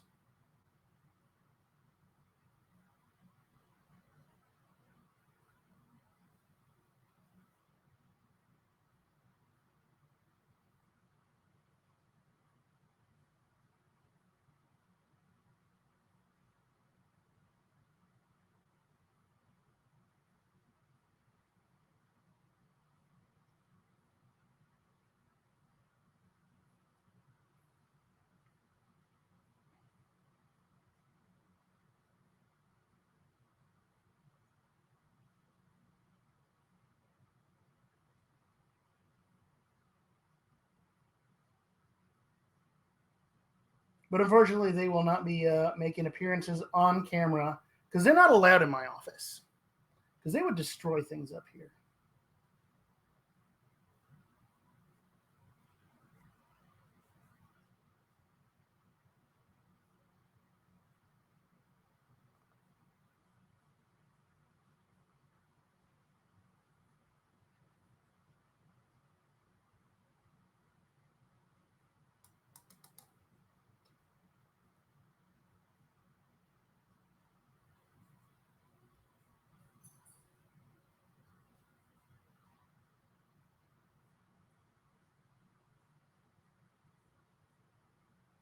because they are, while they are wonderful dogs, they are holy terrors.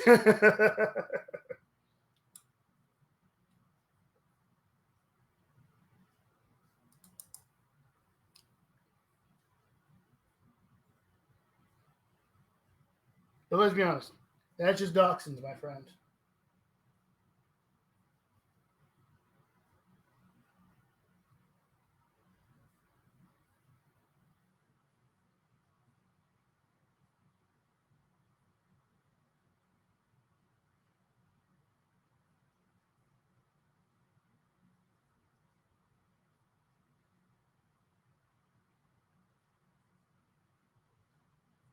Which also, I'm just going to say this right now, dachshunds are the best dogs. They just are. And because I'm the one on camera right now, I'm allowed to say that. And I am obviously right because you're watching me. Therefore, clearly, I know best that dachshunds are the best dogs. It's just the way it works. Didn't know if you know that was how the internet works. Yep, because you're watching me. My opinion on dachshunds is the most valid of puppy dog opinions right now.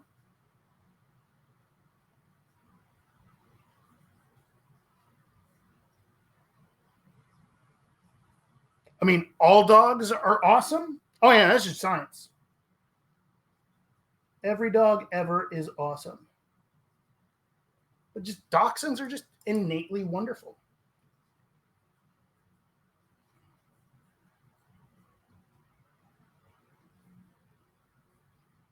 and absolutely ridiculous.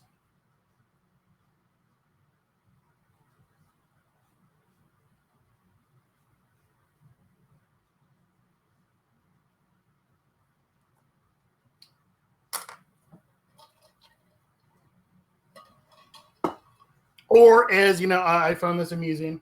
When we were in Scotland, one of our tour guides was obsessed with dachshunds, or as they referred to them. Apparently, they referred to them over there as sausage dogs. Which you know, it's a good name for them. Alrighty, it's time for a little bit more skin tones.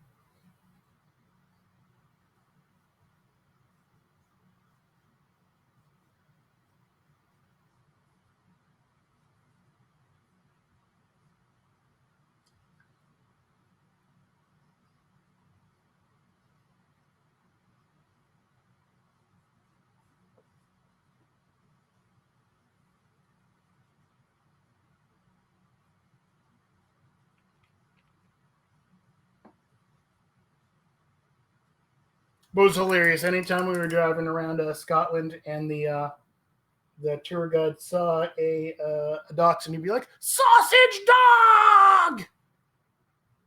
It made us all quite happy.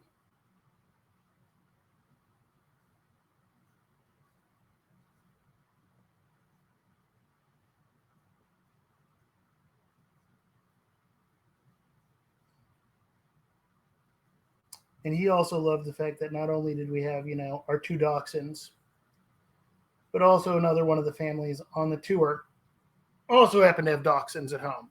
So we all bonded over the awesomeness that is the weenie dog.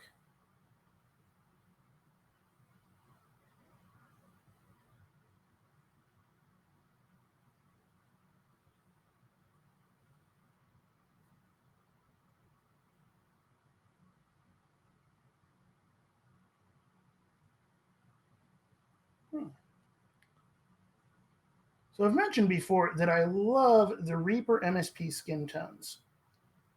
I'm using a set of their skin tones that I haven't used before. I'm using their olive skin tone triad because, the Ortegas are Hispanic. So figured using the olive skin tone triad would be more appropriate. And I'm really liking the skin tones for this so far.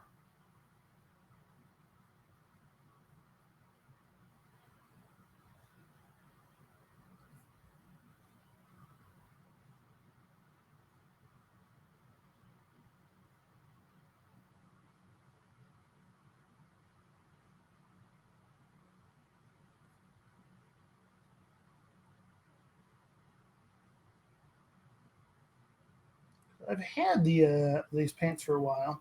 Just haven't, had a crew to use them on yet.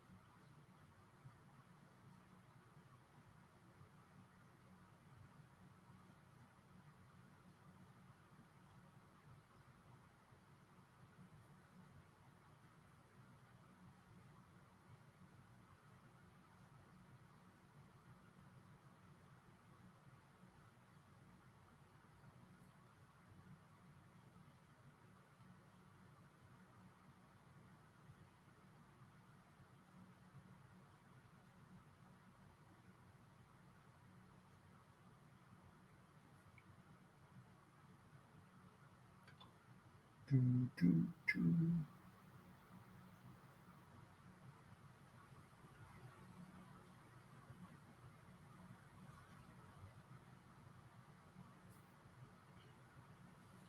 So I'm very excited by the Gaining Grounds season 3 packet there.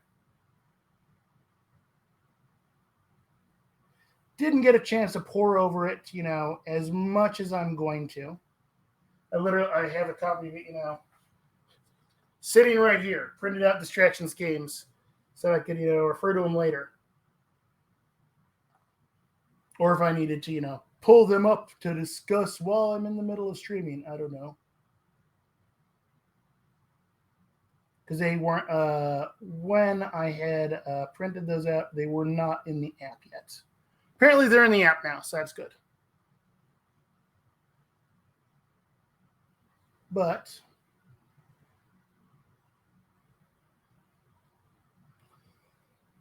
I'm very excited. So first blush, the ones I looked at there. I mean, I looked over everything, but I haven't done, the deep analysis, the deep dive on the everything and how to score. Some of them are like, how do you score that? And then I wasn't quite sure.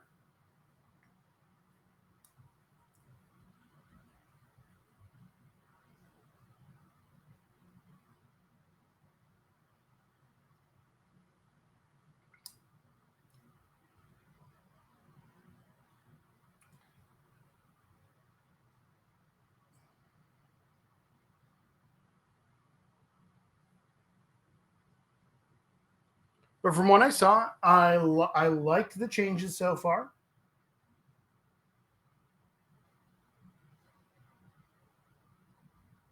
Obviously, the strategies seem to, affect things a little bit more. Because there's fewer of those, can score more points off of it. That's more the thing you both know you're going for. And ultimately, if you can't play your schemes, at least just charge the oh my, that is exactly what I was saying. There's a couple minor changes to it there. So I like to see, I'm of the opinion that Gaining Grounds isn't just a, hey, we need, we know that, so I'm sorry, blah, blah, blah. Me word's good. Oh, yeah. You know what? 8-8 every game. You know what? I hope we get to play against each other because that would be awesome. But anyway, the I view Gaining Grounds is a chance to kind of effectively do a bit of a, it's an errata without an errata.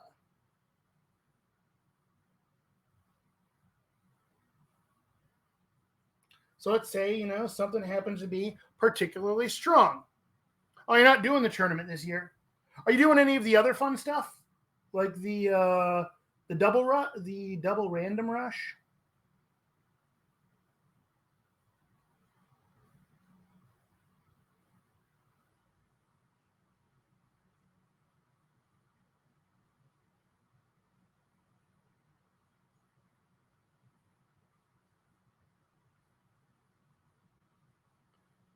But anyway, so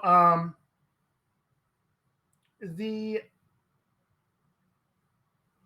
Gaining Grounds is a chance to shoot people out of friendship.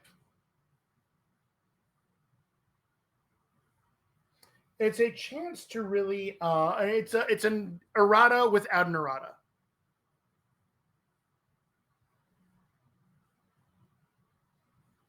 That's kind of how I feel about it most of the time. Because if you take a look at it, like one of the masters that people are having a little bit of trouble with is Hoffman 2. Him and his pylons.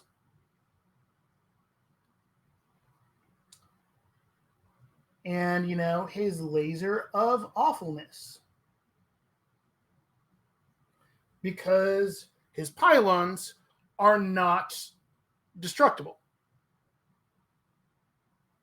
Well, now there happens to be this strategy where you get to punt your little wagon straight through his pylons and just blow him up.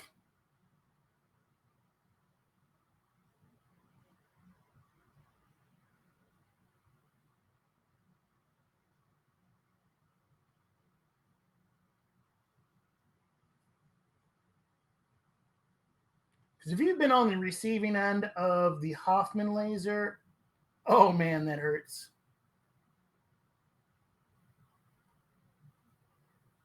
The Hoffman laser is painful.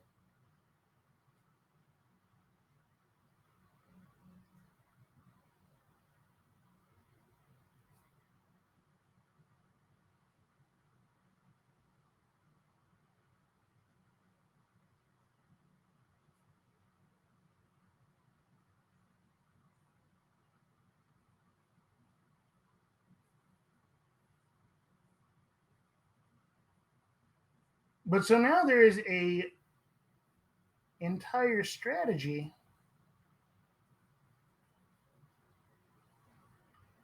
that can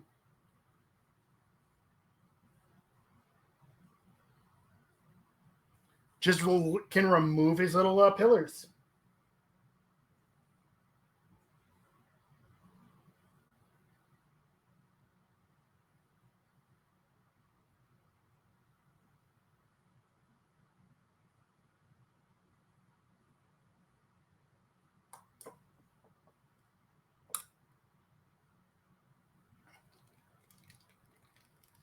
Yeah, I ran into him in a when I was playing as a ringer in a tournament. So I was playing against the person who happened. We had an odd number, so I was playing as the person who had to buy. And oh man, I had completely misread how his laser worked. I thought it was it was the extra irreducible damage for you being near those pillars, not him being near those pillars.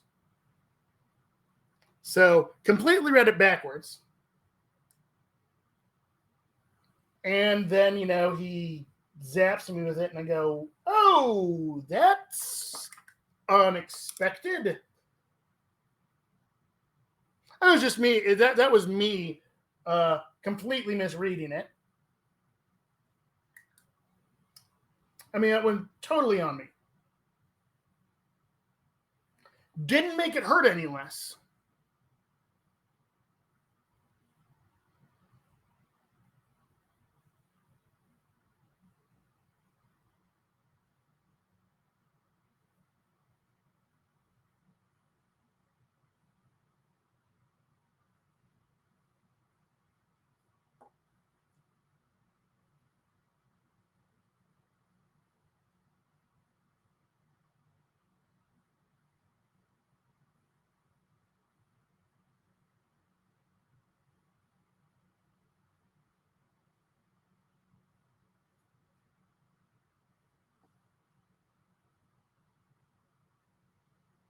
Yep.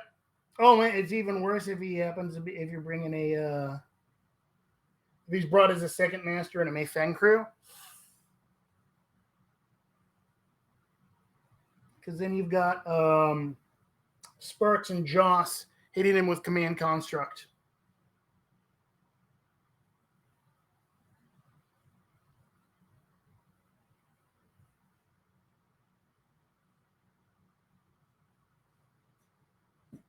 Yeah, that it's painful. It's oof. I had heard of it, but having completely misread the pillar thing, I didn't realize how crazy it was going to be.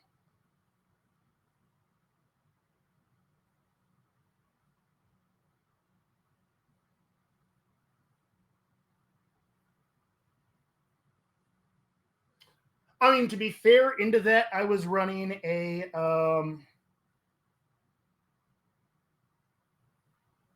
dual master crew as well. I was playing the Titania Autumn Queen with Zoraida 1. I don't quite get Zoraida 2.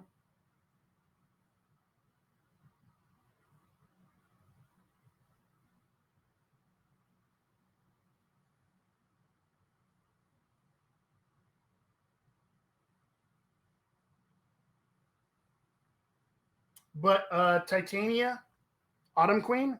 Oh, I love Titania Autumn Queen so much right now.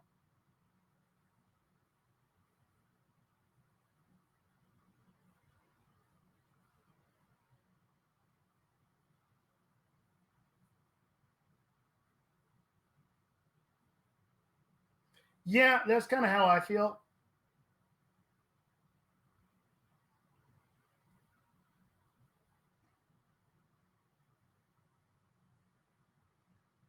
But so Zoraida 1 with obviously you know Zoraida 1. I'm well aware that Firik knows Zoraida 1. But so Titania 2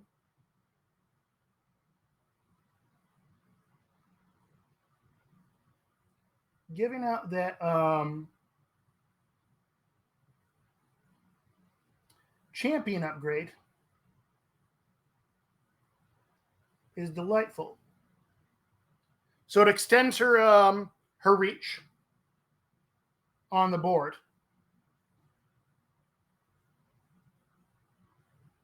But then any friendly Fey minions who are in her aura get +1 on all duels outside of their activation.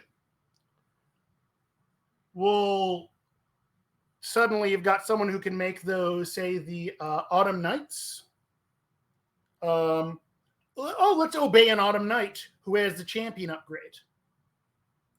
So now that Autumn Knight, +1 on its duels, with built-in into Thorns or Puncture. So suddenly, oh, and then because it's outside of his duel, it's stat 7.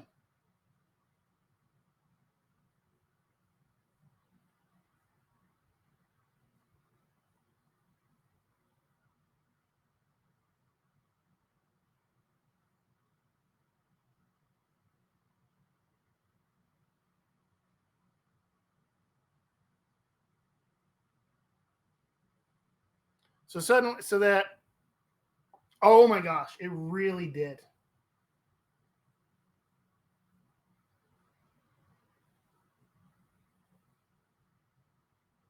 Them and Waldgeists.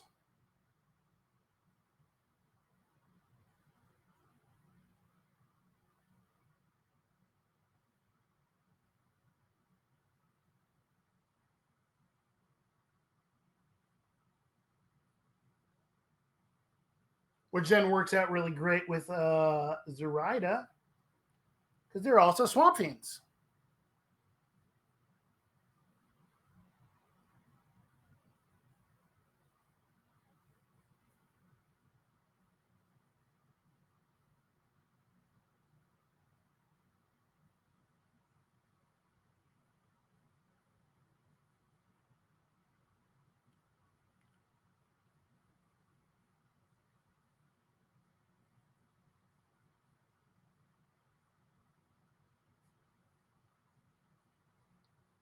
Well, what works out really nicely with them is, let's say your enemy's got someone who's, trying to hide in a forest.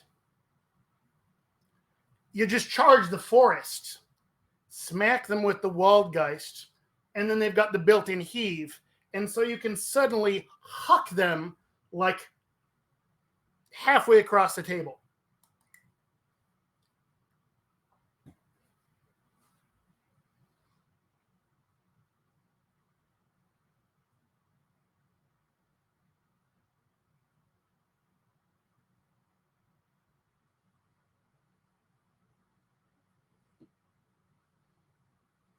So yeah, I was playing a game. It wasn't a tournament. It was just, friendly game on Thursday night. But so the my opponent happened to, walk his one of his death marshals, just put a toe into a forest. And so then the Waldgeist charged him for my deployment, because it happened to be a forest that was just kind of right on the center line. Charges the forest, and he goes, "Oh, hi, what's up?" And then basically hucks him from hit just outside of my opponent's deployment zone, right into the middle of my crew to just die a horrible, horrible, painful death.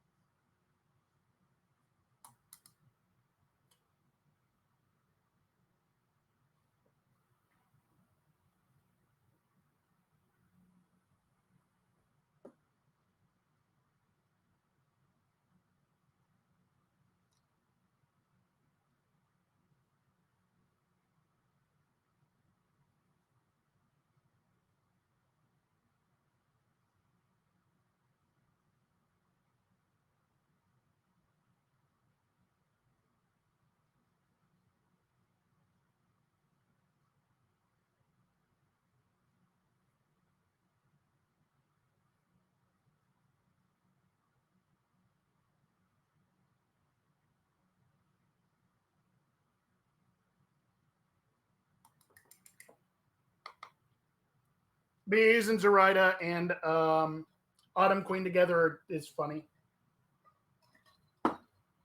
But honestly, I love the Autumn Queen even by herself.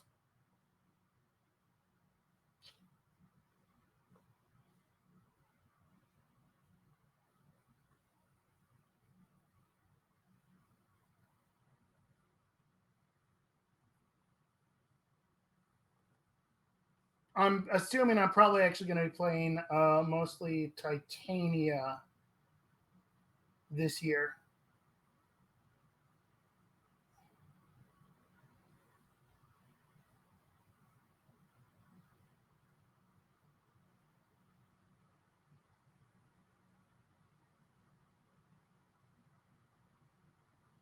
At Gen Con, that is. Alrighty, so I need.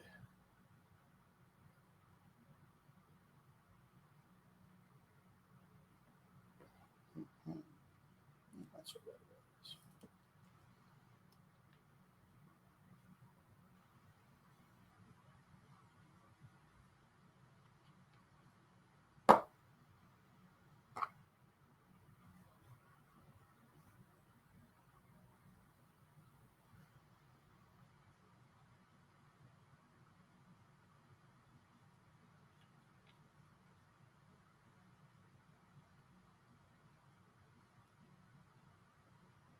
Okay, yeah, I can see that.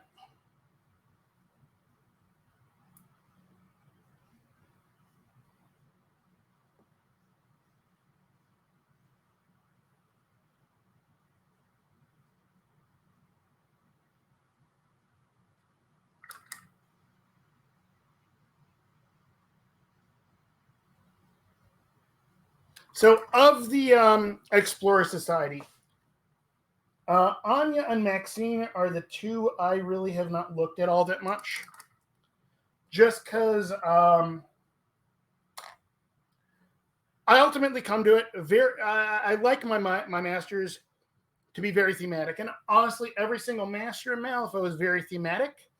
But the theme for Anya and Maxine just don't do it for me, I guess. So they're not. They're just ones that I just haven't looked into as much because they're not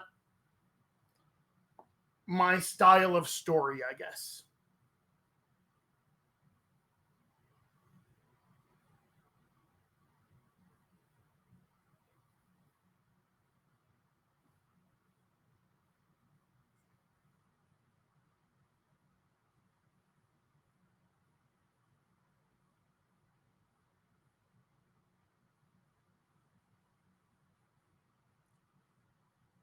Yeah, you know what? Not big into the oppressing of labor unions.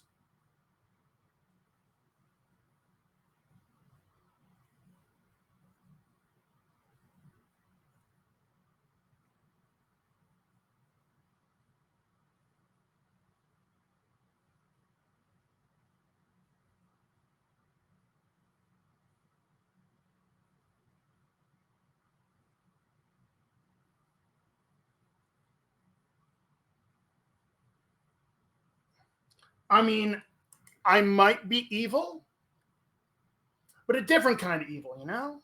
I'm the friend, I'm the good kind of evil.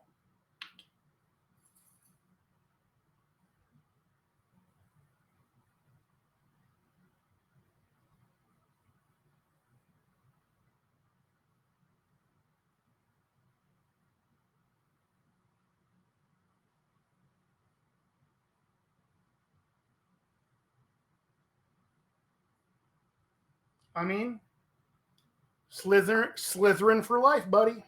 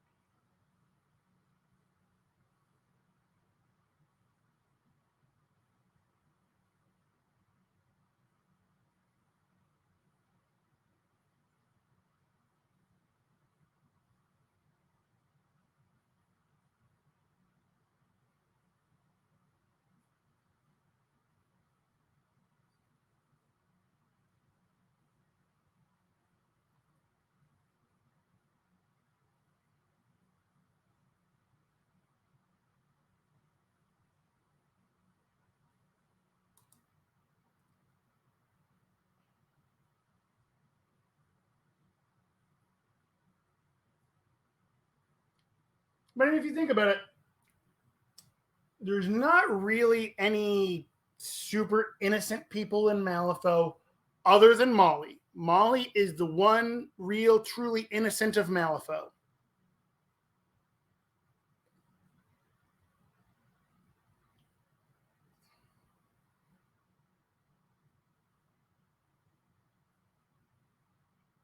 Out of that, I mean, of Masters.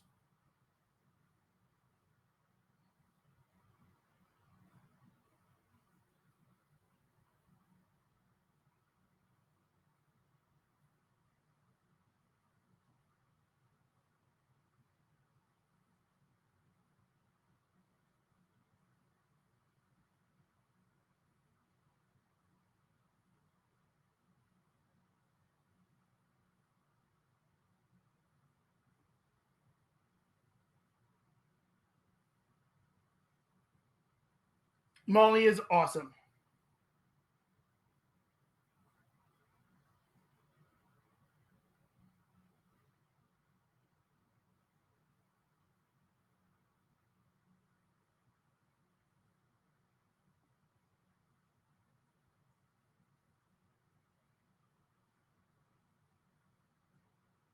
Yeah, but he does work for the guild.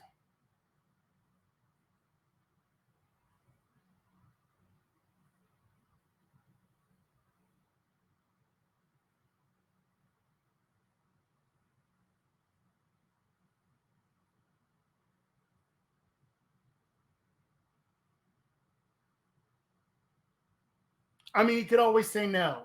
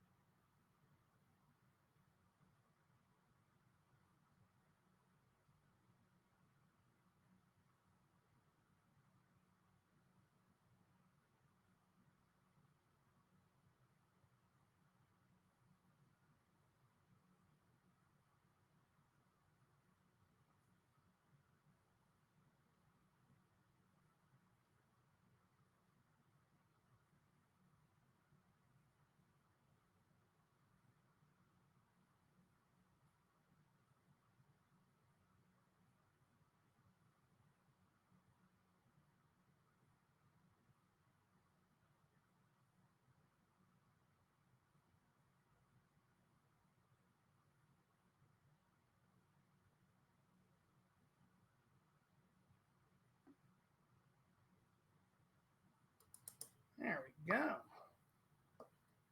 All righty.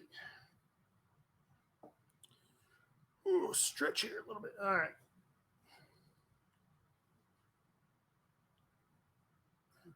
Black man. Yeah, I mean, look, everyone's in a situation.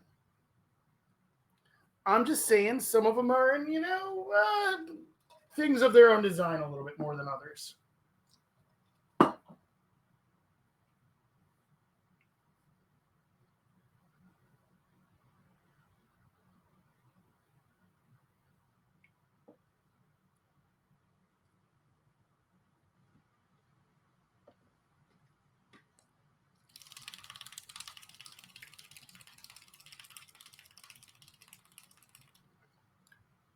You know what? I think there's like a slogan or something on based on that.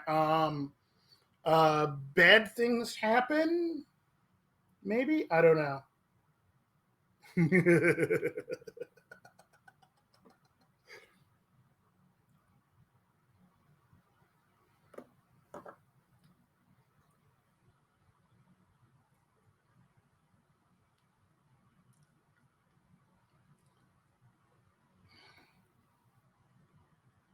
See, we all come back and we come up with the best little summaries.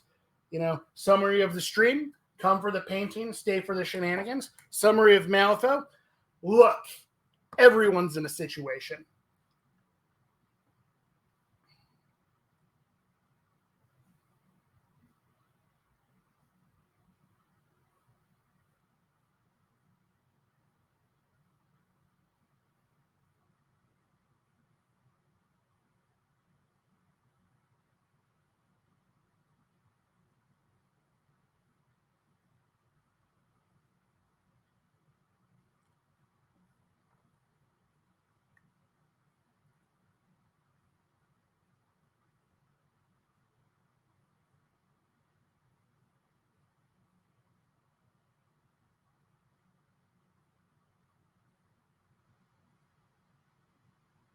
I mean, if I remember, Parker's, thing is he turned to a life of crime after like his younger brother like defrauded him out of his inheritance or something.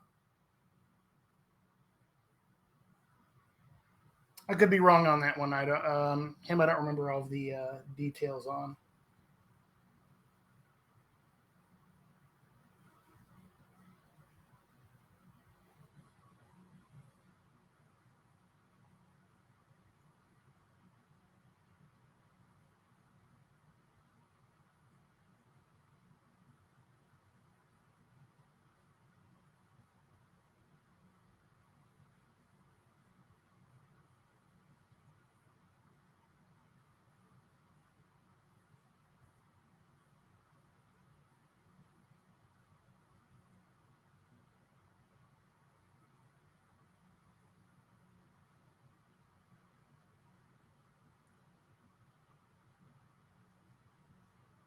Yeah, you know what?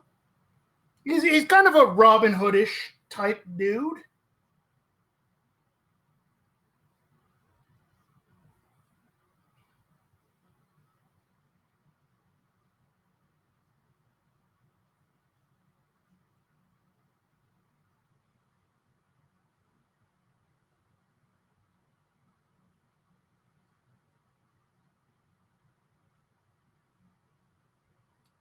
I mean, I'm going to say this: Marcus, he is all about the environment.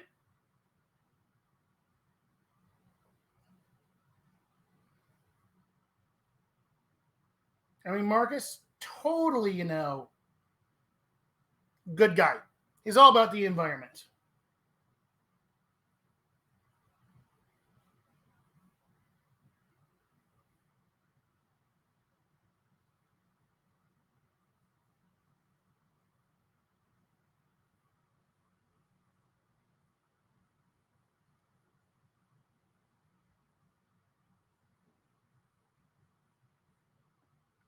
Exactly.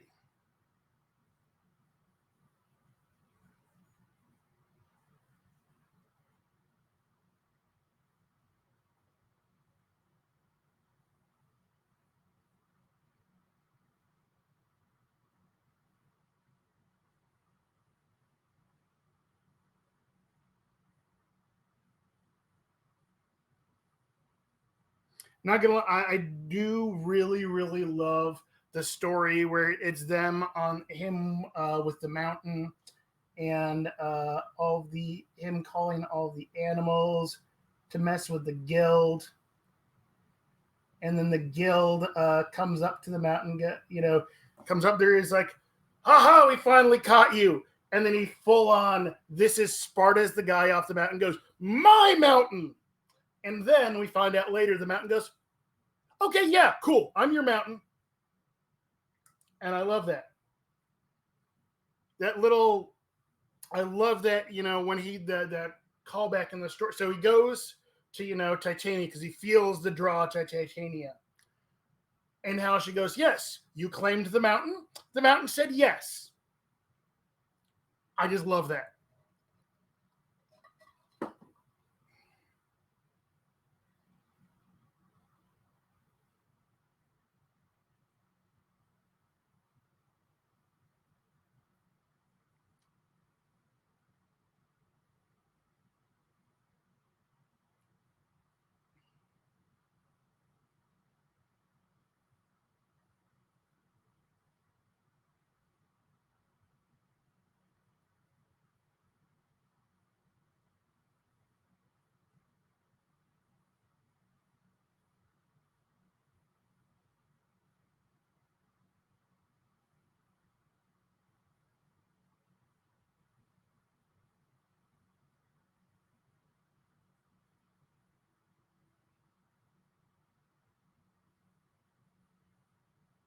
Oh, also, I'm using one of your fancy Japanese circle cutter. Just a bit.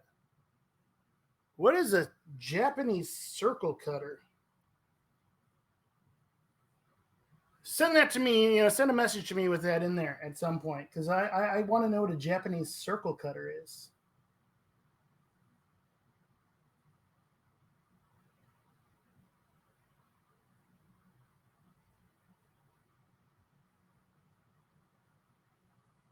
But also, I'm going to say it. So I will give you 100 internet points. Yep, 100 internet points to the first person who can tell me. Oh, also play weird. You can't get the 100 internet points because, you are biased on this one there, obviously. But anyone, first person, 100 internet points. Well, you know the answer. You work for the company there. But 100 internet points to the first person who can tell me Miranda's last name.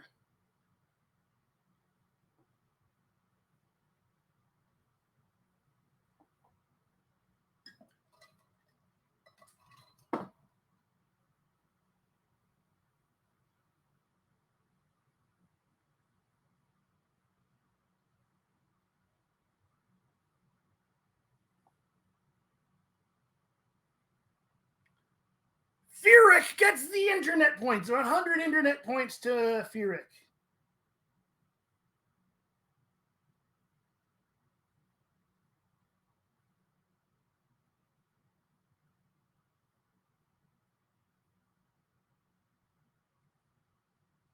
She is his niece.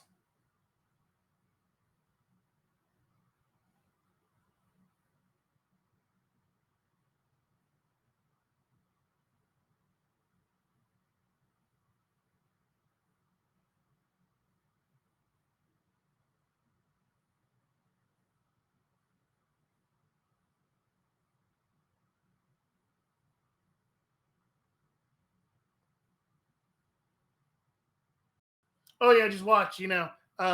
McMorning's brother.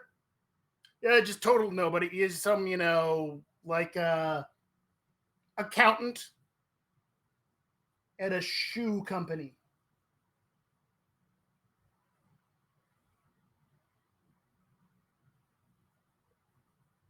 Why a shoe company? Because I was painting Santiago's shoe.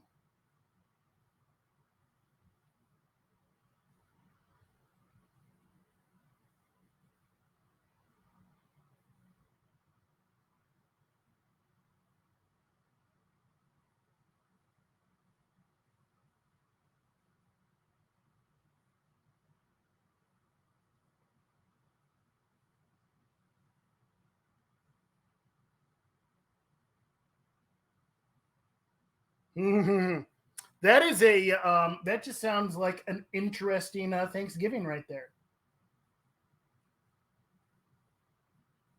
Although actually they probably wouldn't do Thanksgiving because I'm assuming that because they always do, if you listen to the Breach Side broadcast, they do McMorning with a Scottish accent. So it's actually no, Shamish is Irish. McMorning is Scottish. They do them with a Scottish accent.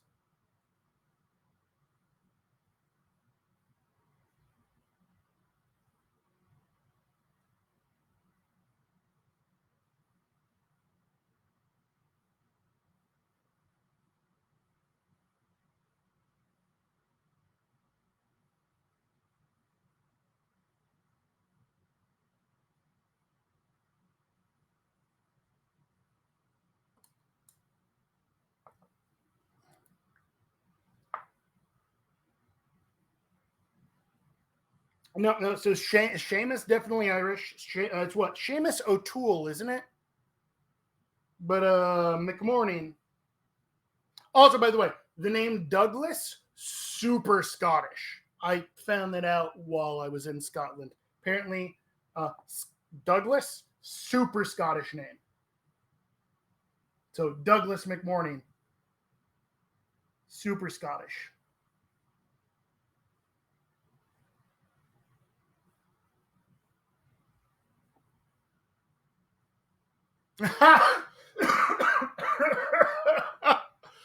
Thank you for that, McBluff.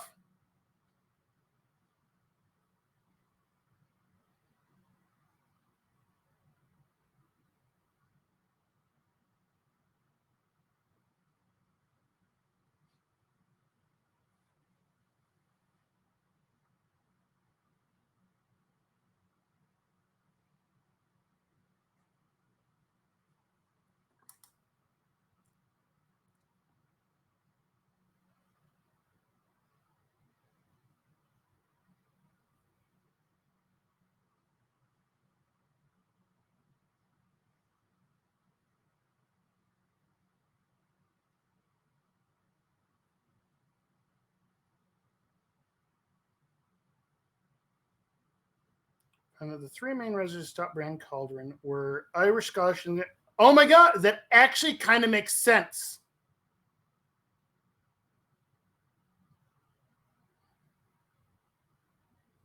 That's awesome.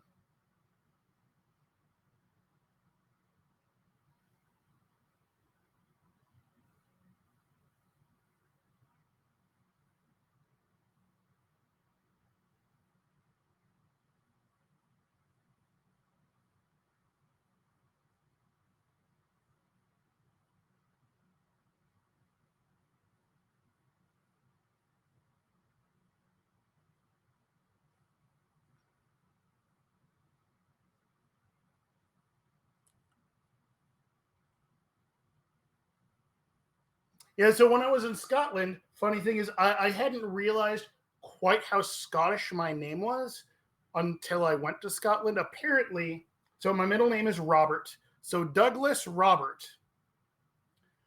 Both of those are super Scottish names, apparently. And I enjoy it.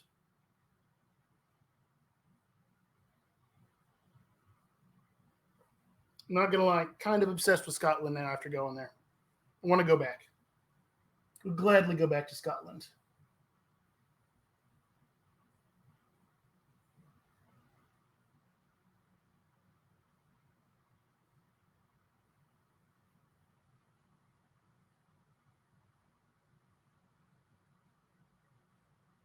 Oh yeah, Welsh folklore, all kinds of crazy. Well, Wales, if I'm not mistaken, is where most of the Arthurian legend actually comes from.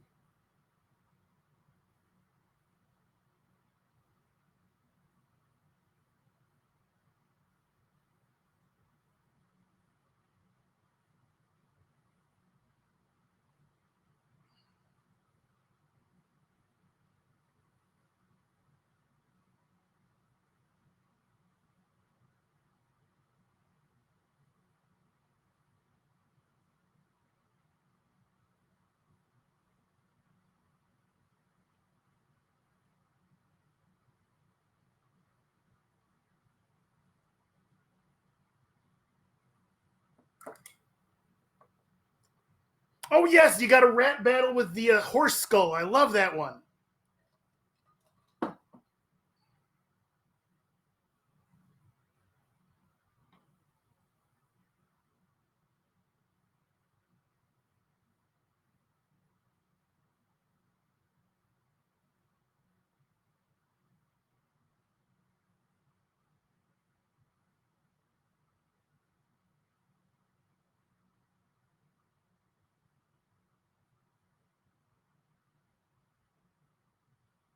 I feel like I should know more Welsh folklore because my grandmother on my mom's side was very, very Welsh.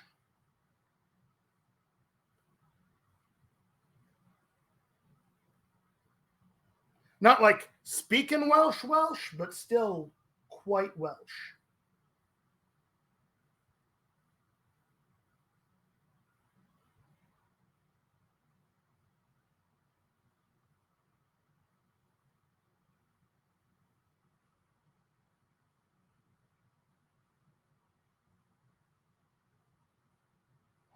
Drew Fay Duahan. That could be fun.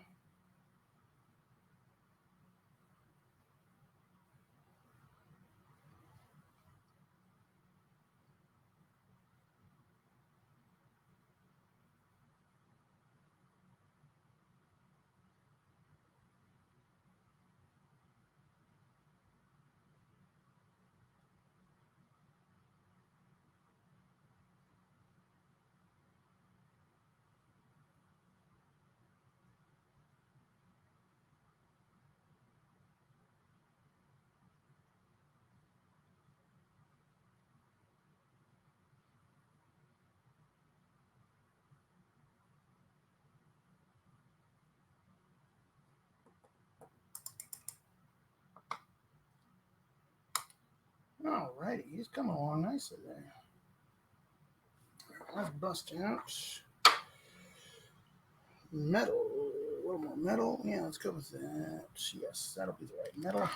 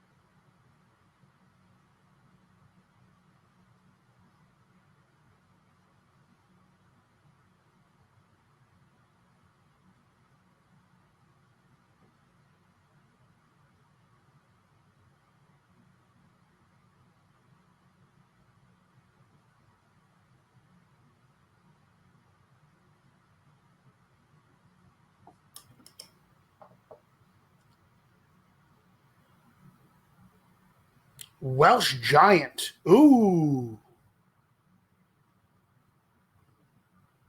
Gorilla, no, that's not really my stuff. I tend to be a bit more of a metalhead, if you couldn't tell.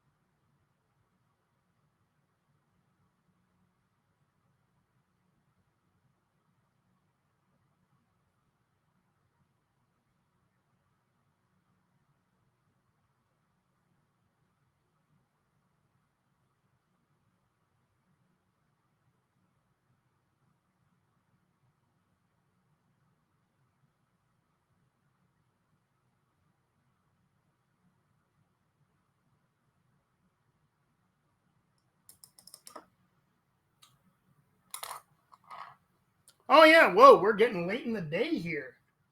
Time flies when you're having fun. This guy's getting pretty close to done here. I'm really just kind of doing final detailing bits on him here now.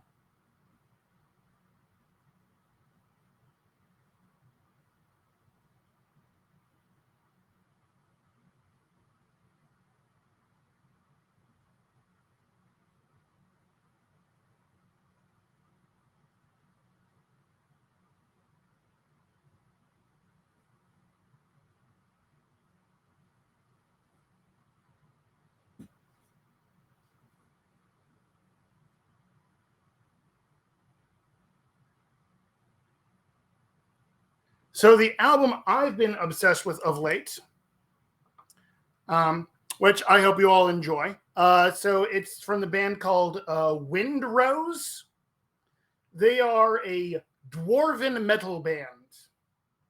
Obviously, they're not actually, they sing about fantasy dwarf things. I love them so much.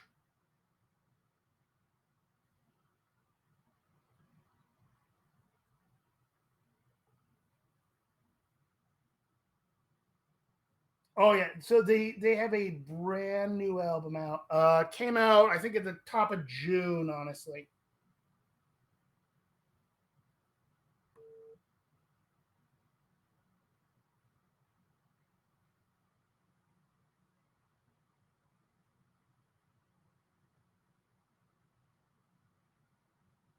they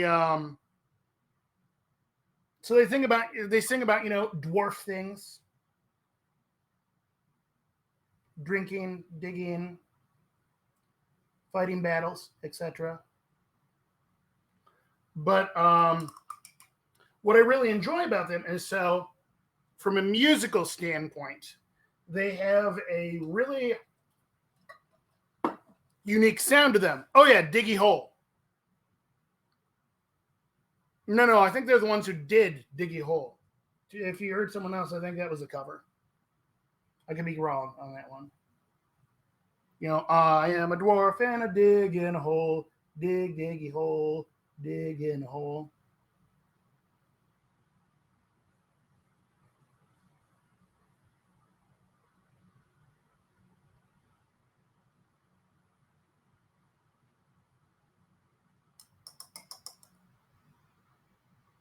Oh, is that an old internet song? Well, they're awesome. And Drunken Dwarves is also awesome.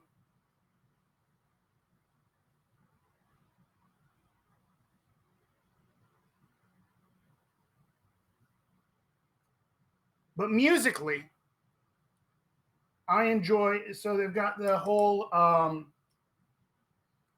Basically, it's a men's chorus.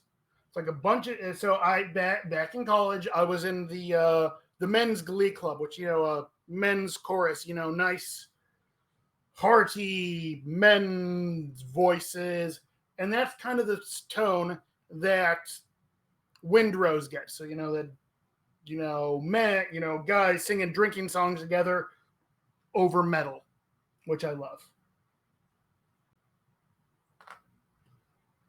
All right, let's see. That's what I need.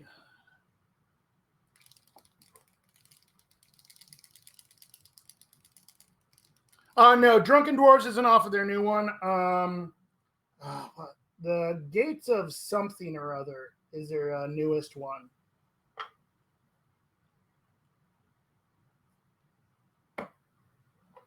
And it's pretty awesome.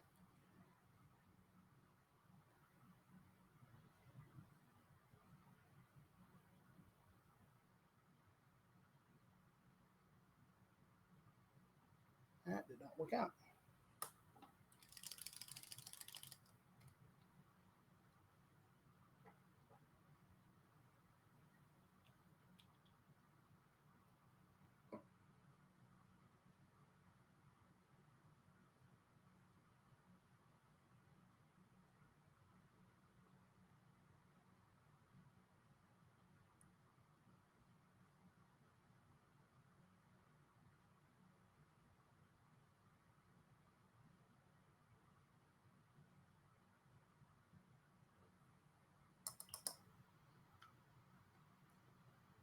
But yeah, so they're a phenomenal fun band. I think they're Italian, actually.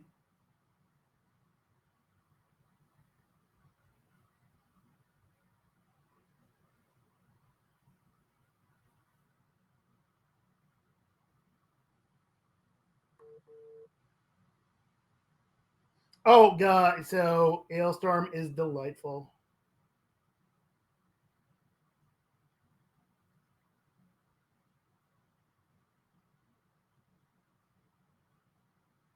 Definitely a lot less vulgar than Ailstorm is, though.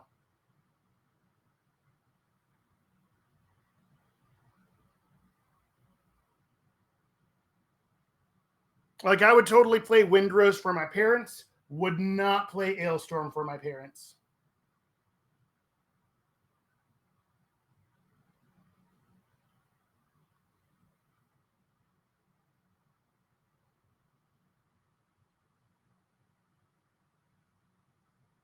Oh man, what time tomorrow? 3 p.m. Eastern. Beautiful.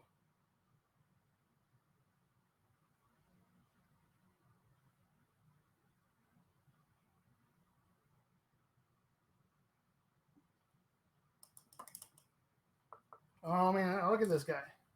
I'm really liking how he's coming out. I really just got to do a little bit of detailing on the guns there and that rock, and then put him on a base. Oh, a little bit on his hair, I suppose. But yeah. So let me just zoom in on this here. Let me make sure I am framed up nicely.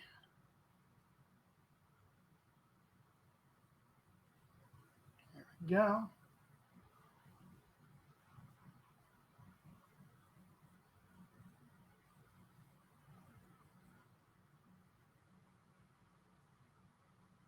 I'm really happy with how he looks.